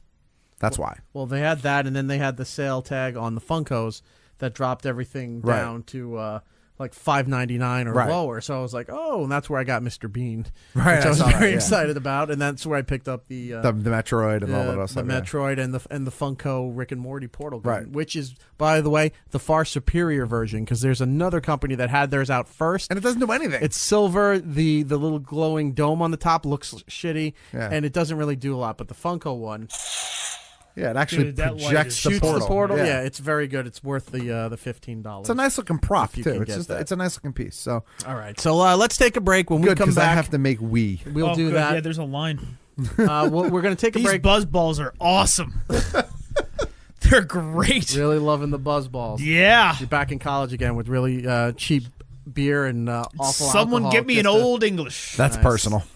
We'll take a break. When we come back, we're going to talk about TVs and movies like we always do. Some new trailers dropped. The Infinity War second trailer, which explains a lot more about what's going on with the movie, Deadpool, and a few other things that we'll get into there. So anything we need to plug before the break? No? Nah. No? Okay, we'll take a break. We'll be right back. It's Erik Nagel with Eric, Matt, and Giddles. We'll be right back. Attention. Shameless social media plug. It's Erik Nagel is on Twitter, Instagram, YouTube, Facebook, and reluctantly, Snapchat. So follow, like, and subscribe. Would you kindly? We're back with more. It's Erik Nagel. Welcome back to It's Erik Nagel. That is me, Matt OG over there. What up? Giddles over in the Upside Down. What up? And Trevor and Dever enjoying what's left of the BuzzBallz. Hooray! You're not driving home, my friend. We will get an Uber for you. So, we are back here on the program. A lot of movies and TV stuff to get into. Look, this is a crowning achievement in the box office here. 5th week in a row, Black Panther #1. Black Panther might actually be the movie that dethrones Titanic, is what I'm hearing. I am honestly shocked because I know we didn't talk about it last week, even though we did. But it's new to you. It's new to you, the listener, that it kicked Oprah's ass, which I was shocked. I thought A Oprah was Wrinkle gonna, in Time. Yeah, I thought Which that is was also gonna a happen. Disney property, so that doesn't really help them. Except that I've heard less than polite things about A Wrinkle in Time. I'm surprised about that though. I thought seriously it was going to give it a run for its money, Yeah. but it trumped it. And then Tomb Raider, new movie coming out. It's been a while for Black Panther and jumped on top of it again. But I have heard Tomb Raider's pretty decent. Yeah. So that one I'm good with. The U.S. Marshal that lives down the street from us was just telling us before the show. We saw him outside. He's like, during the snow day, he had nothing to do, so he went to the movie theater. It was completely empty. He Right. said, I went and saw Tomb Raider. It was amazing. Yeah, I've heard pretty good things about it. He loved it. Alicia, right? Isn't that actress? I don't know. Once he told me he was a U.S. Vikander. Marshal, I kept thinking of Tommy Lee Jones. This is a real-life superhero. So Tomb Raider came in number 2. Black Panther, by the way, is almost at $1.2 billion globally. So, yeah, you're right. It's on its way to unsee Titanic. Number 3, I Can Only Imagine.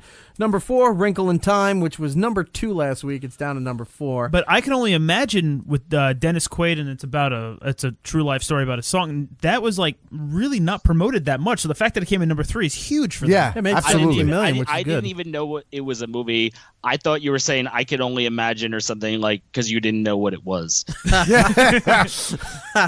Number 5 was rounding out the top 5 is Love, Simon, which is the movie about the gay kid in high school. Yeah, he's who's troubled. trying to let everybody know that he's gay, and he falling in. There's a good line in the trailer where the girl goes, "Did you break up with me because I don't know? Did you only go out with me because I look like a guy?" And he goes, "No, I broke up with you because you didn't look like a guy." And she's like, "Thank you," and then ran away. So that looks like a cute movie. I'll have to go check that out. Also coming out on DVD this week is Jumanji. The new Jumanji is coming out already? Jumanji is coming out on DVD and Blu-ray while it is still in theaters because it's still making money.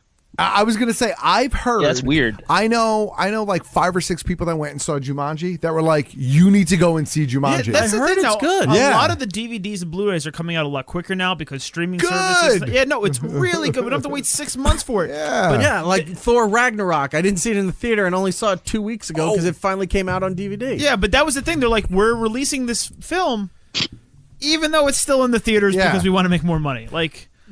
Did you see the I would pay $20 if it was on iTunes. Fuck yeah. Where it's not a rent, but it's a buy only, or I mean a ticket only kind of thing. Where if I didn't have to go to the theater and like a snow day where I could watch it on iTunes, I'd pay the $20 to rent it. Yeah, I agree with that. Yeah, I mean, it would be, if you have a couple people with you, it would be cheaper than going to the actual theater, so it makes sense. Yeah. Did you see the announcement that Justice League is now the officially lowest grossing DCEU film? Right. Yeah. So yeah. So we could kind of tell the story without actually seeing the movie. Yeah. I actually got a chance to watch it this week. I'm sorry. Because I know you hated it. I know a lot of people like it, and I avoided it in the theater because the reactions to it were so bad. Yeah. But I said, you know what? I really need to see it for myself. Right. And they, again, first week they have a sale. Best Buy, picked it up. Uh-huh. I watched it. One, I didn't realize it didn't feel as long like a good movie. But 2, it didn't feel as long a movie as if I was sitting in the theater. I'm sure this would have felt long. Yeah. But sitting in my living room watching it, it didn't feel that long, even though it was close to 3 hours. The Steppenwolf character was great. They gave you no details. No. Other than they mention Darkseid, but they don't explain how he's tied to Darkseid. They don't explain what his old planet is. They don't give you any origin for this super huge baddie for an ensemble movie. Yeah. They should give you, like, they're going to tell you all about Thanos in Infinity War. Well, they've been telling us slowly about Thanos. Right, but not enough for the casual person. You're seeing bits and pieces in the end trailers or somewhere in Guardians, the first one, the girl admits that's her father. You're learning bits and pieces, but from the reviews, we'll get into the Infinity War trailer in a second, they're saying that it's a Thanos-based movie. Sure. So it's more about him than it is the Avengers and everybody else. So that's good. You have Steppenwolf, who's the big bad for this ensemble movie. That looks like a Transformer. Right, and really gave you no history on him other than he existed at one point, and then let's just move past that. Yeah. You don't really need to know. They don't set up anything for Darkseid, which they should. And then the rest of the story was just, why can't we get along? You know, it was just like, we don't have the chemistry. And then Batman, I don't want to be the leader. And telling Wonder Woman, you should be the leader. I keep waiting for you to lead everything until Superman comes back. Then Superman comes back, and it's like no big deal either. No. I feel like these were just arguments they were having in the writer's room, and then they just put it onto the characters. Yeah, like, whoever was taking the notes translated it to the script. Right, that's it. Then nobody bothered to check, and they said, hey, the script's done? Wow, we didn't even realize it was done. Let's go to print. And then send it out to everybody, and this is what the movie's going to be. See, like I'm definitely more of a Marvel guy, but my wife likes the DC side, and I'm just I want to like the DC. I want to too, but like I can't. It's just. I finally watched Wonder Woman like you told me to. That was a really good movie. It was very good. It was. But I couldn't help but criticize how much, like, they copied that from, Homecoming. Oh, they copied that from what made Iron Man good. I'm like, they just took all these bits and pieces that made Marvel good and just put it into the Wonder Woman movie, and it was like, oh, this is great. And then they put Justice League out, and from what everyone's telling me is they just try to go on their own again, and it was terrible. Yeah, it's just hot garbage. I know somebody, was it you that said that liked the Flash in this movie? I liked Ezra Miller's portrayal of the Flash as is a Barry young... Allen this wimpy douchebag in the comic books? Well, is he this much of a baby at the beginning? No, he's. I don't know that I would call him. He's not douchey, but a young Barry Allen, right? He was a forensic scientist.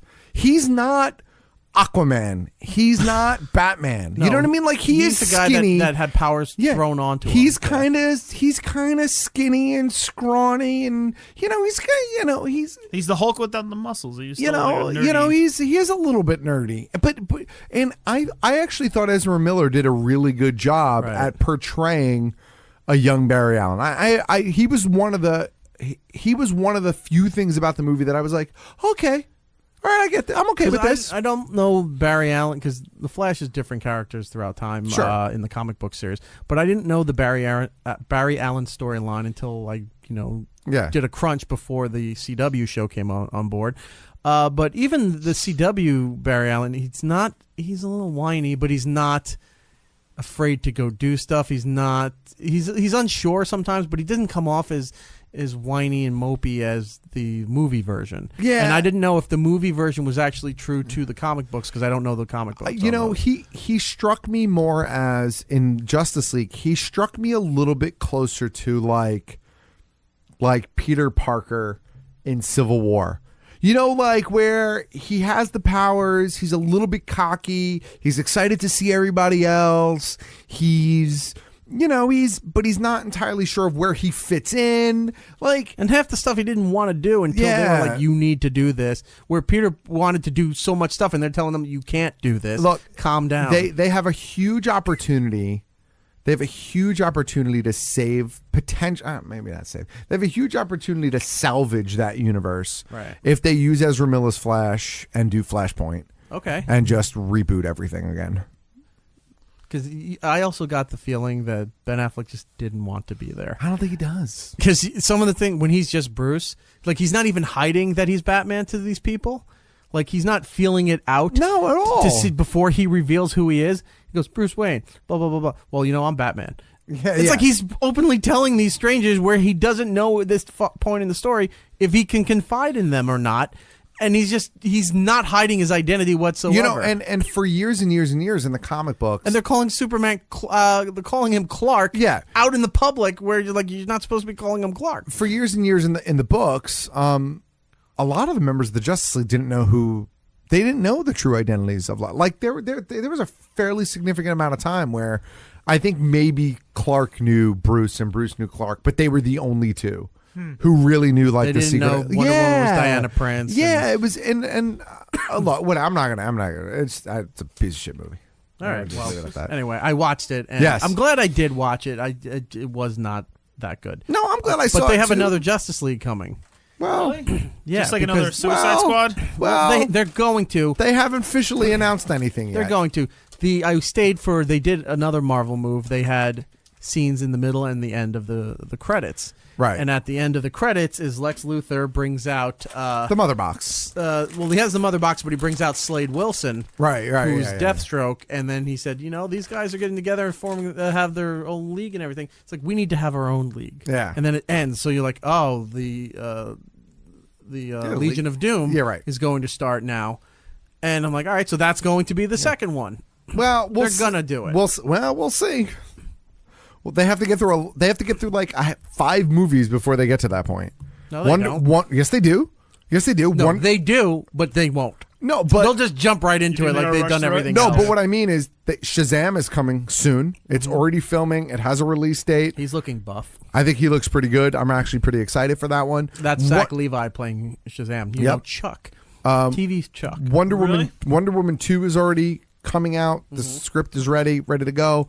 Aquaman is already filming or filmed. I think it's in the so that's ready to go. I did not care about Jason Momoa's Aquaman. No, I didn't either because he wasn't Aquaman. Anyway, I know. Yeah. Fish person? Fish person. Fishman. Yeah, didn't that movie win the Oscar this year? Yeah. Well, anyway. I'd pay to see that movie. Saw that. The Infinity Wars trailer. It looks out. good. This is the second one. Shows you a lot more, and Thanos looks better in this one than he did in the first one. You're seeing more of Thanos and how how he's being portrayed and the actual physical representation of the CGI for James Brolin. Josh Brolin. Josh Brolin, sorry. So I sent you a screenshot of the trailer. I'm like, who is this character? And you're like, I have no idea. Yeah, it's Ebony Maw is the character's name. Okay. He's part of Thanos' Dark Order. I wasn't sure at first, and then because honestly, like, Is that the one who talked to Loki? Yes. No. Oh, is it? No, not Loki. Back in the which one? The original. No. That was a Chitauri. No, this character is new for this movie. Okay. And who does he talk to in the trailer? He's torturing Doctor Strange. Yes, he's torturing Doctor Strange. Has all these. Looks like needles. It looks like Scalpels. almost looks like a Hellraiser. Yeah. Like he's Pinhead. All these needles are going in every direction into him. I thought it was like shards of like glass or something. Yeah. Well, It was something weird. like that. And then this guy's looking at him, and I said, "Who is this guy? I don't know who it is." And now we know. So he's in there. But this looks great. That's the character from the books. That's what he looks Yeah. like in the Oh books. wow, that is okay. Okay. Yeah. Okay. Yeah. So he's just what, a foot soldier or something, or a sergeant in arms? Yeah, Thanos has kind of like this order of people around him, and he's kind of he's a high-ranking member of that group. We're passing gummy bears around in case Huzzah. you're wondering what the news is. Yeah, I know. Haribo, by the way, the good only ones. good gummy bears good to ones. eat. Yeah, and if you have like 20 minutes of free time, look this up on Amazon reviews and just laugh. Yes. I'm telling you, it's worth it. If you're looking, if you got black bear, just throw them out. Oh, yeah, worth you're your just time. stupid. Or Black Forest, not black bear. But are Black they bear's the bouncing cold cuts. here and there and everywhere? on adventures that we all can share? That's it. These Are the gummy everybody, bears. are the gummy bears. Wait, what was the gummy bears that used to come in the blue pack? Oh, jeez. I don't remember. Not important. No, they were the best. No. Anyway, in the Infinity Wars trailer, it also showed that it looks like everybody isn't all together. Even though they're all in the movie, there seems to be multiple factions of stuff going on. So my prediction is that the stones are split up, and you have different groups protecting different stones. Well, he has two of them already, right? Yes. He gets the Tesseract, and I think he is able to steal the one from the first Guardians. The purple Yeah. one. The Yeah. purple one.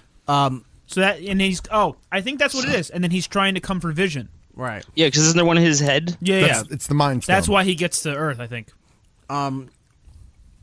Damn gummy bears. Just But you have Steve Rogers, War Machine, with Winter Soldier, Black Panther, yeah, they're with Black all Panther of Wakanda. and his faction from Right. Black Panther.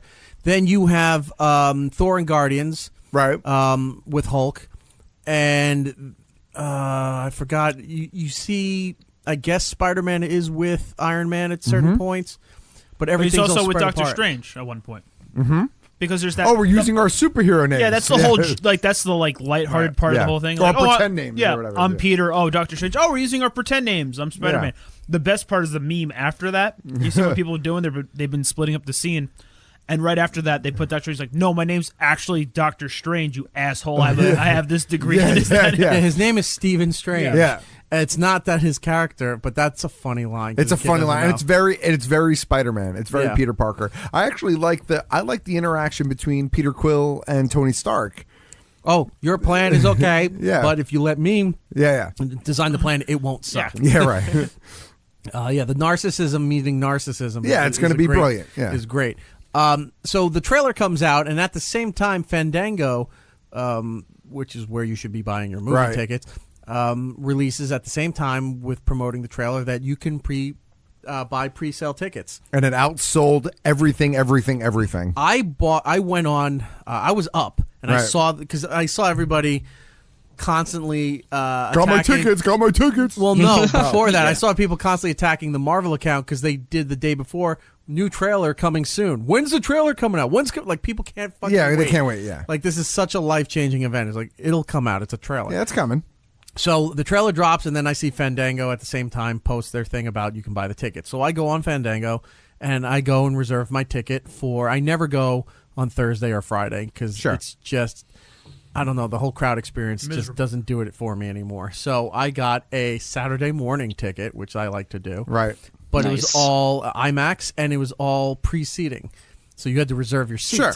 So by the it's like a minute after it launched, and 3 tickets were already sold to the theater. I was like, wow, that's super fast. Yeah. They had 3 center seats all the way in the top.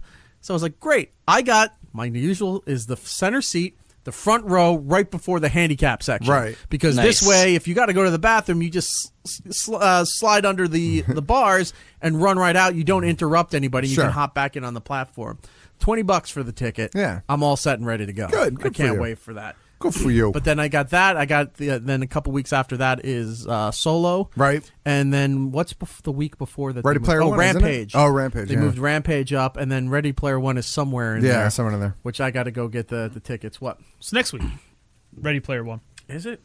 It's not. It's actually coming out there. You're right. Yeah. March 29th. Ready Player One. There you go. This week. Oh, Pacific Uprising. Pacific Rim Uprising. Pacific Rim, yeah. I'm looking forward to that. Damn it, Gummy Bears.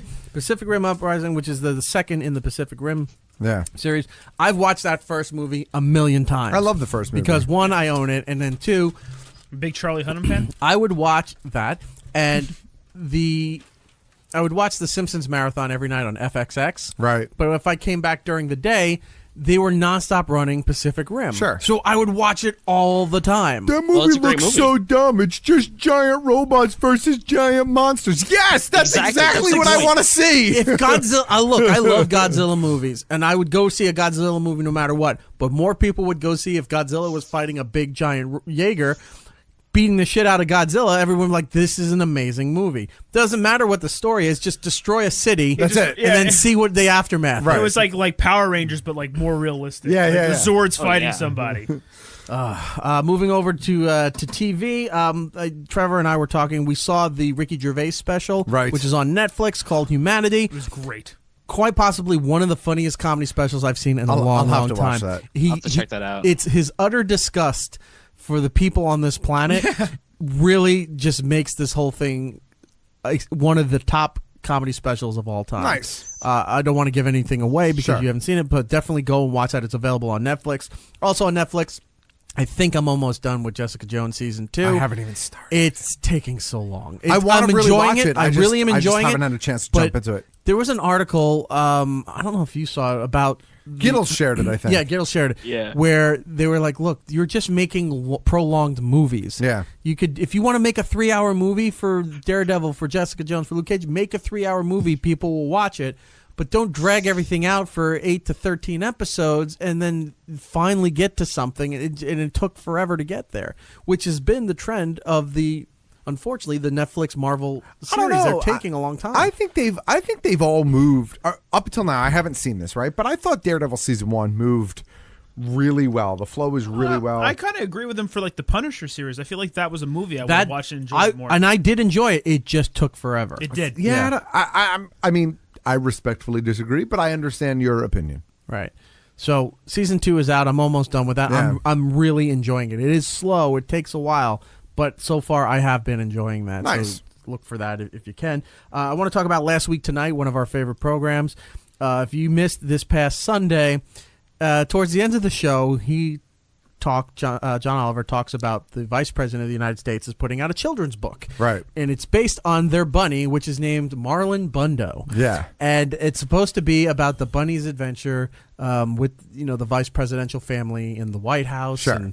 And it's written by his daughter and illustrated by his wife. Right. So John Oliver said, well, we were aware of this, and they commissioned their own Marlon Bundo book about the day in the life of the Marlon Bundo living in the White House, except Marlon Bundo is gay. Right. And falls in love with another gay bunny and lives happily ever after in this ultra-conservative White House. The audiobook for it amazing. Is tons of top television stars. Erin, what's her name from Kimmy Schmidt? She's in there. The leads are Jim Parson From Big Bang Theory. Big Bang Theory, he's Sheldon. And Jesse Tyler Ferguson, who is, not Cameron, he's Mitchell on Modern Family. Right. They're the two leads. And then the rest of the support cast were all big names. John Lithgow is the judge and the white-haired, like Mike Pence, air Right, quotes, he's the character that says, "You cannot get married. You're two boy bunnies." So it's doing better than the actual Mike Pence book, right? This is what happened. So they announce it at the end of his show, and his show's on from 11 to 11:30. And he looked at his watch. He goes, "It's available right now." Yeah. He says it is open and available on Amazon to purchase a day before the release of Mike Pence's book. Right. So they started a hashtag called the Better Bundo Book. Yeah. And was encouraging everybody to go do it and buy it because the money went to two gay lesbian related charities. Right. One was a suicide prevention hotline Correct. for the Trevor Project. Yeah, the LBGT community, and the other one was an AIDS foundation. Right. Both great causes. So they crash Amazon within an hour. Yeah. Everything sold out, and Amazon was putting out notices saying, "Look, we're restocking. Give us a little bit. We'll let you know when it's up." And then it went up again. Yeah. So they were constantly selling out anywhere that had distribution for the books before Pence's book comes out. Sure. Then Pence's book comes out either Monday or Tuesday. And you got to wait till the end of the week to find out who's on the bestseller list. Yeah. So the news comes out with the bestseller list for that week that John Oliver's last week tonight, John Oliver present the Marlon Bundo book. Right. Was number 1 on the bestsellers list. Mike Pence barely hit 11. Yeah. Oh, I thought he hit 4. I thought he hit 5. No, I think the article got that up came there, out, I it said think. he when he showed up on the list, he was barely at 11. okay. He moved up since then, but at the time of the article that I read, he was at 11. I gotta say that, and John Oliver's debuted at number 1. I was reading the story. I kind of followed it once or twice. I'm really impressed with Pence's family. Not Pence himself, but his wife and his daughter. Right. The wife's response was, you know what? It's 2 great books. The money is going to charity. I think everybody can get behind money going to charity. Right. And you know, we're totally okay with it. But I thought that was a really good kind of shocking response, because it would have been really easy for them to come out and say what the hell and do everything you would expect, you know, Mike Pence himself to do, because he's kind of a crybaby asshole. Right. But I really thought that the wife and the daughter had a very mature, sort of refreshing, you know, take on the whole thing. Right. It was nice to read. Yeah, especially because the whole episode too was, and he started off before he does his little like recap, and then it's 20 minutes of him focusing on a subject.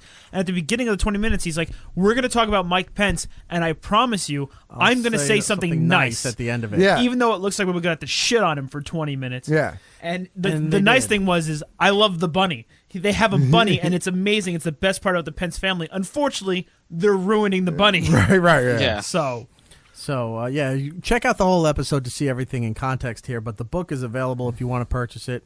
Go out and do so. It goes to some great charities. It goes to the Trevor Project, like we said, which is a crisis prevention center for the LBGT community, and then AIDS United is the other charity that it's going to. Again, if you buy the audiobook, you get a free digital copy of the book. What do they call it? Ebooks? Yeah. Right? So if you buy the audiobook, you get the ebook. And the audiobook is by Jim Parsons, Jesse Tyler Ferguson, RuPaul is in there, Ellie Kemper, that's who I can think of, and John Lithgow. So also worth doing. If Amazon doesn't have it, the best part is the other websites you can get it on, which is the betterbundobook.com. Yeah. Or they also attacked Focus on the Family, the group that Pence supported. You could also go to Focus on the Firmly. Yeah, that's the other one. So there you go. Nice. So, the book is called A Day in the Life of Marlon Bundo. So you can... I like that John Oliver, I feel like, is getting back to the funny. Because I feel like last season he got too angry. Like, it's an entertainment show, but it just started to become like him being angry at things. And it wasn't as funny. And I feel like he's making points so far this season, and we're only on episode 4, but the funny's back.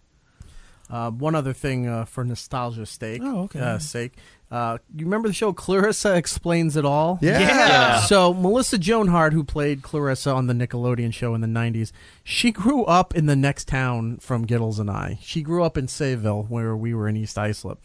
And then just got the job of a lifetime, and that show was huge. Oh, what a bitch. So then she also went on to, that was hard.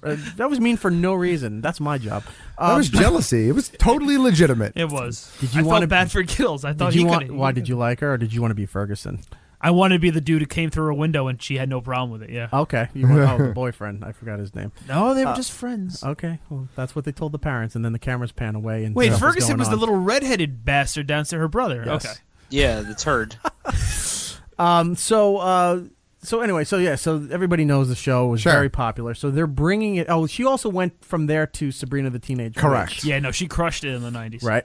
So yes, she was all about the 90s there. So they're bringing Clarissa Explains It All back as a Nickelodeon reboot. This time she's playing the mother. But it's not really a reboot, though, right? Because I don't. It's like Girls Meets World instead of Boy Meets World. It's like Girl Meets World. Because she's playing Clarissa. Yeah. She's playing Clarissa Darling. You know what? You're 100% right, because the I don't know article why I'm they're reading from here calling it. says is getting a reboot. It's not a reboot. It's a not a reboot. continuation. It's really a continuation. It's like Roseanne. Yeah, right. Which, by the way, Roseanne comes back next Tuesday night on ABC. Yeah, I'm excited to see that. That's a tough pill to swallow, that one. Just let me know when Home Improvement's back. Yeah. Did you not like Roseanne when it was No, on? I did like Roseanne. I really liked Roseanne, and I really like John Goodman, but Roseanne Barr is such a conservative lunatic. Yeah, It's hard. You know what? Is she really a conservative lunatic? Yeah. I don't know. I haven't followed any she's of her been stuff. crazy about it. Yeah, like hardcore. But it makes sense for the Connors. It does. They should be in that show. No, yes, I agree that she should portray a conservative Right, lunatic. but I think- I don't have a problem with that. Part of me is just like, I don't want to support anything that like these, assholes I get with what an you're saying. agenda. Yeah. I get what Look, you're I saying. try to separate the art from the artist.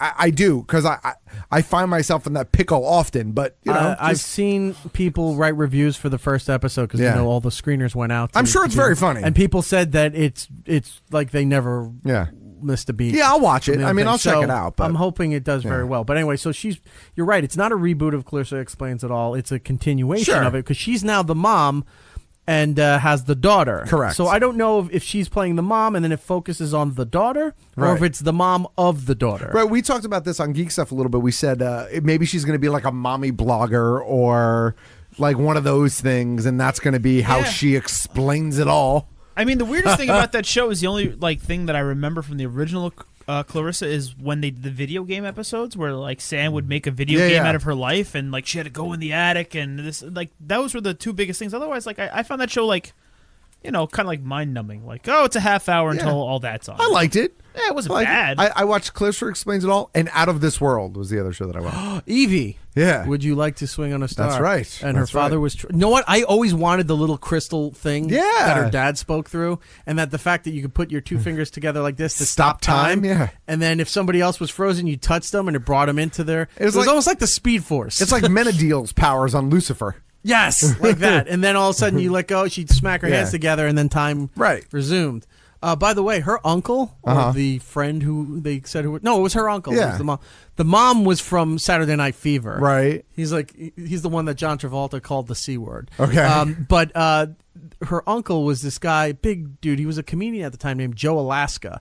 Okay. But if you look up, he was like Billy West. He was a voice of all these cartoons and characters. Like that's where he made his money from on there. It was an underrated show. It was on couple seasons. NBC or something, ABC, something like that. It was on for 3 seasons. Look up Out of This World. I would love to see if they brought a box set of that. Before we go, one other thing I just saw in the notes that we didn't touch on, and then we'll get out of here. So Matt has given up on the CW. We talked about this last week, and we didn't hear it. So you could have heard it. So Matt, it was such a great episode. Matt has been a lifelong Green Arrow fan, still is. Yep. Has grown utterly disgusted with the Arrow product that is on CW. Correct. To the point that he was watching one episode for 5 minutes, turned it off, and he said, "I'm done." And then, I walked away. Posted on social media that I'm done with this entire world. That's it. So the only thing that might draw me back in, although there are caveats to it, is Legends of Tomorrow is bringing Matt Ryan back as a series regular for season 4 as I'm John so excited Constantine. about that. So I will say I watched the Legends episode with Elvis. It was a pretty good episode. Very good. Because there wasn't a lot of the Darks in it, Damien and Ava Dark. Oh wow! Oh, that Sorry. Racist. yeah. There's a lot of the dark side. Wow. Looked up. Sorry. Isolate that. Sorry. That'll be a drop. Name of the episode. There's no darks in it. That might get us in trouble. But the following week, which was the Constantine episode, it was a tough pill to swallow. So I haven't watched this week's one.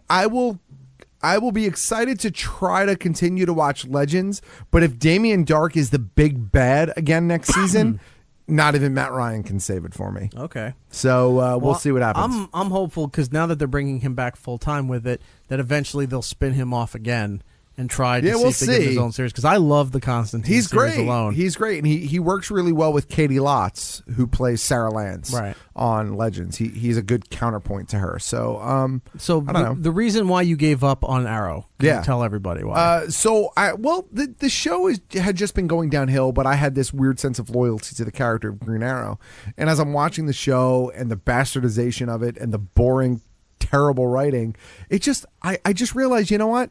This isn't Green Arrow anymore at this point. Like, it bears no resemblance to the character that I like. Black Canary, who is also a favorite, right, who is kind of should be Green Arrow's love interest. There have been 3 versions of her now, and none of those are really right either. And I can't anymore. I can't. And Flash, I really hate the villain this season. I hated the villain last season. Wasn't Devo? No. Starts with a D.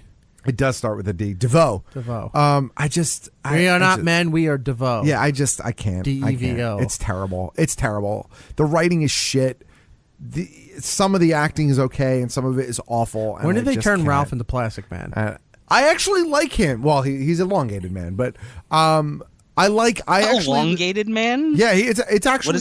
What is that? He gets affected. Is he like by Gumby? Sort of. Well, sort of. He's more like Stretch Armstrong. He's more like Stretch Armstrong. Okay. But he can he could shape shift because of it. He can make himself look like other things, sort of. He's kind of like Plastic Man, but not quite. And it's a legit DC character. The elongated man is a legit character. It's not just a Plastic Man I ripoff. didn't know that. I was sitting there. When are they going to make him Plastic Man? No, it's the elongated man. Okay. It's a legit character. I really like that guy, but I don't know. I know. I get it. I can't. And I haven't caught up with Supergirl. I've got the last season and a half now on my DVR. Yeah, I haven't done. I'm done with Supergirl. I'm done with iZombie. I never started Black Lightning. Yeah. And I probably never will, to be quite honest because of with the you. darks. No, just because first of all, originally I had no interest in it because that sounded racist. Sounded racist. I meant the darks, the characters that are in super. It wasn't me, for the record. No, I originally wasn't interested in it because it wasn't tied to the other CW shows. And now it's just you don't care. I don't care. Like, there's other stuff I'd rather watch. Are you fading on Riverdale at all?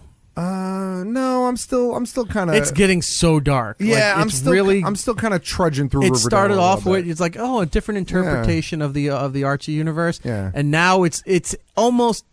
By next season, it's going to turn into Archie vs. Predator. I'm way That's behind. where it's going. Oh, dude. If it turns into Archie vs. Predator, I will start fucking watching that shit. I'm way behind on Lucifer, but Lucifer's really good. Lucifer's still. great. They're trying to get season 4. Yeah. They were asking people to do the hashtag campaign Renew Lucifer. Yeah. But remember, 2 years ago, Giddles came up with Renewcifer. Yeah. So that's what I've been doing both while those episodes are on. But yeah, Lucifer is definitely a great show to watch as well. And then tying it all back in with the Clarissa stuff, they're rebooting in the CW universe Sabrina the Teenage Witch. Yeah, except she's going to be on Netflix, though. It's not going to be on the CW, that show. Oh, okay. I thought it was on the CW. Nope, it's going to be on Netflix. So then it has a chance. It has a chance. Okay. They've cast the people there already, right? Who's going to be Salem? That's all. No, they have not cast. They've cast a couple people in the. I don't remember who any of them are, but yeah. All right, so we'll find out that information for you next time. Also, I posted a thing on our Facebook page about the reboot of Greatest American Hero. Yeah, we'll talk about that next week. We'll have to do that next week. It depends if this episode ends. And to the fan who posted on the Facebook page, you're obviously a huge fan of the show because you couldn't even name the fucking person you were talking about, asshole. But I'm just curious to know. I'm curious to know which host is going to berate Erik and his opinions on this show, since all you said was your co-host. Be careful, your co-host, because there are several of us, and you're such a huge fan of the show that you don't even know who's on the fucking show. Makes me feel real good. I'm gonna go home and drink a bunch of BuzzBallz now and cry myself to sleep. Jerk off. What did I miss? Yeah, you should have just followed the Twitter account and tag Moonpie. There you go. So there you go. All right. Jerk off. So with that being said, jerk off. We are going to end the show now. You jerk off. Let's go around the room and get the plugs. Matt OG. You can find me on all of the social media outlets as one of the other hosts of It's Erik Nagel. And of course, Geek Stuff.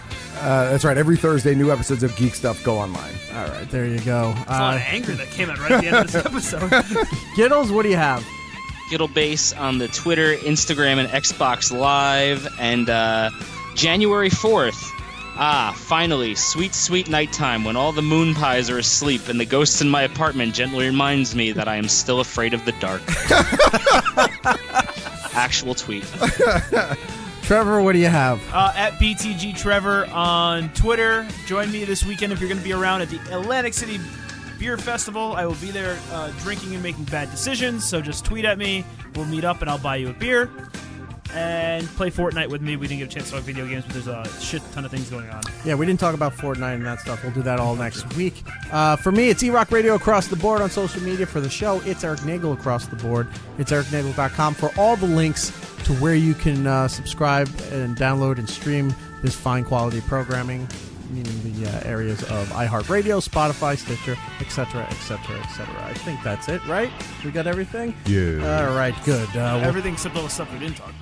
Right, which will be next week. That's a running That theme other on thing. this show. All right. All right, goodbye. Till the next time, be seeing you. You jerk off. It's Erik Nagel. And that's all the time we have. Follow the show at It's Erik Nagel on Twitter, Facebook, and YouTube. Unless we do something stupid or something better comes along. We'll be back next time.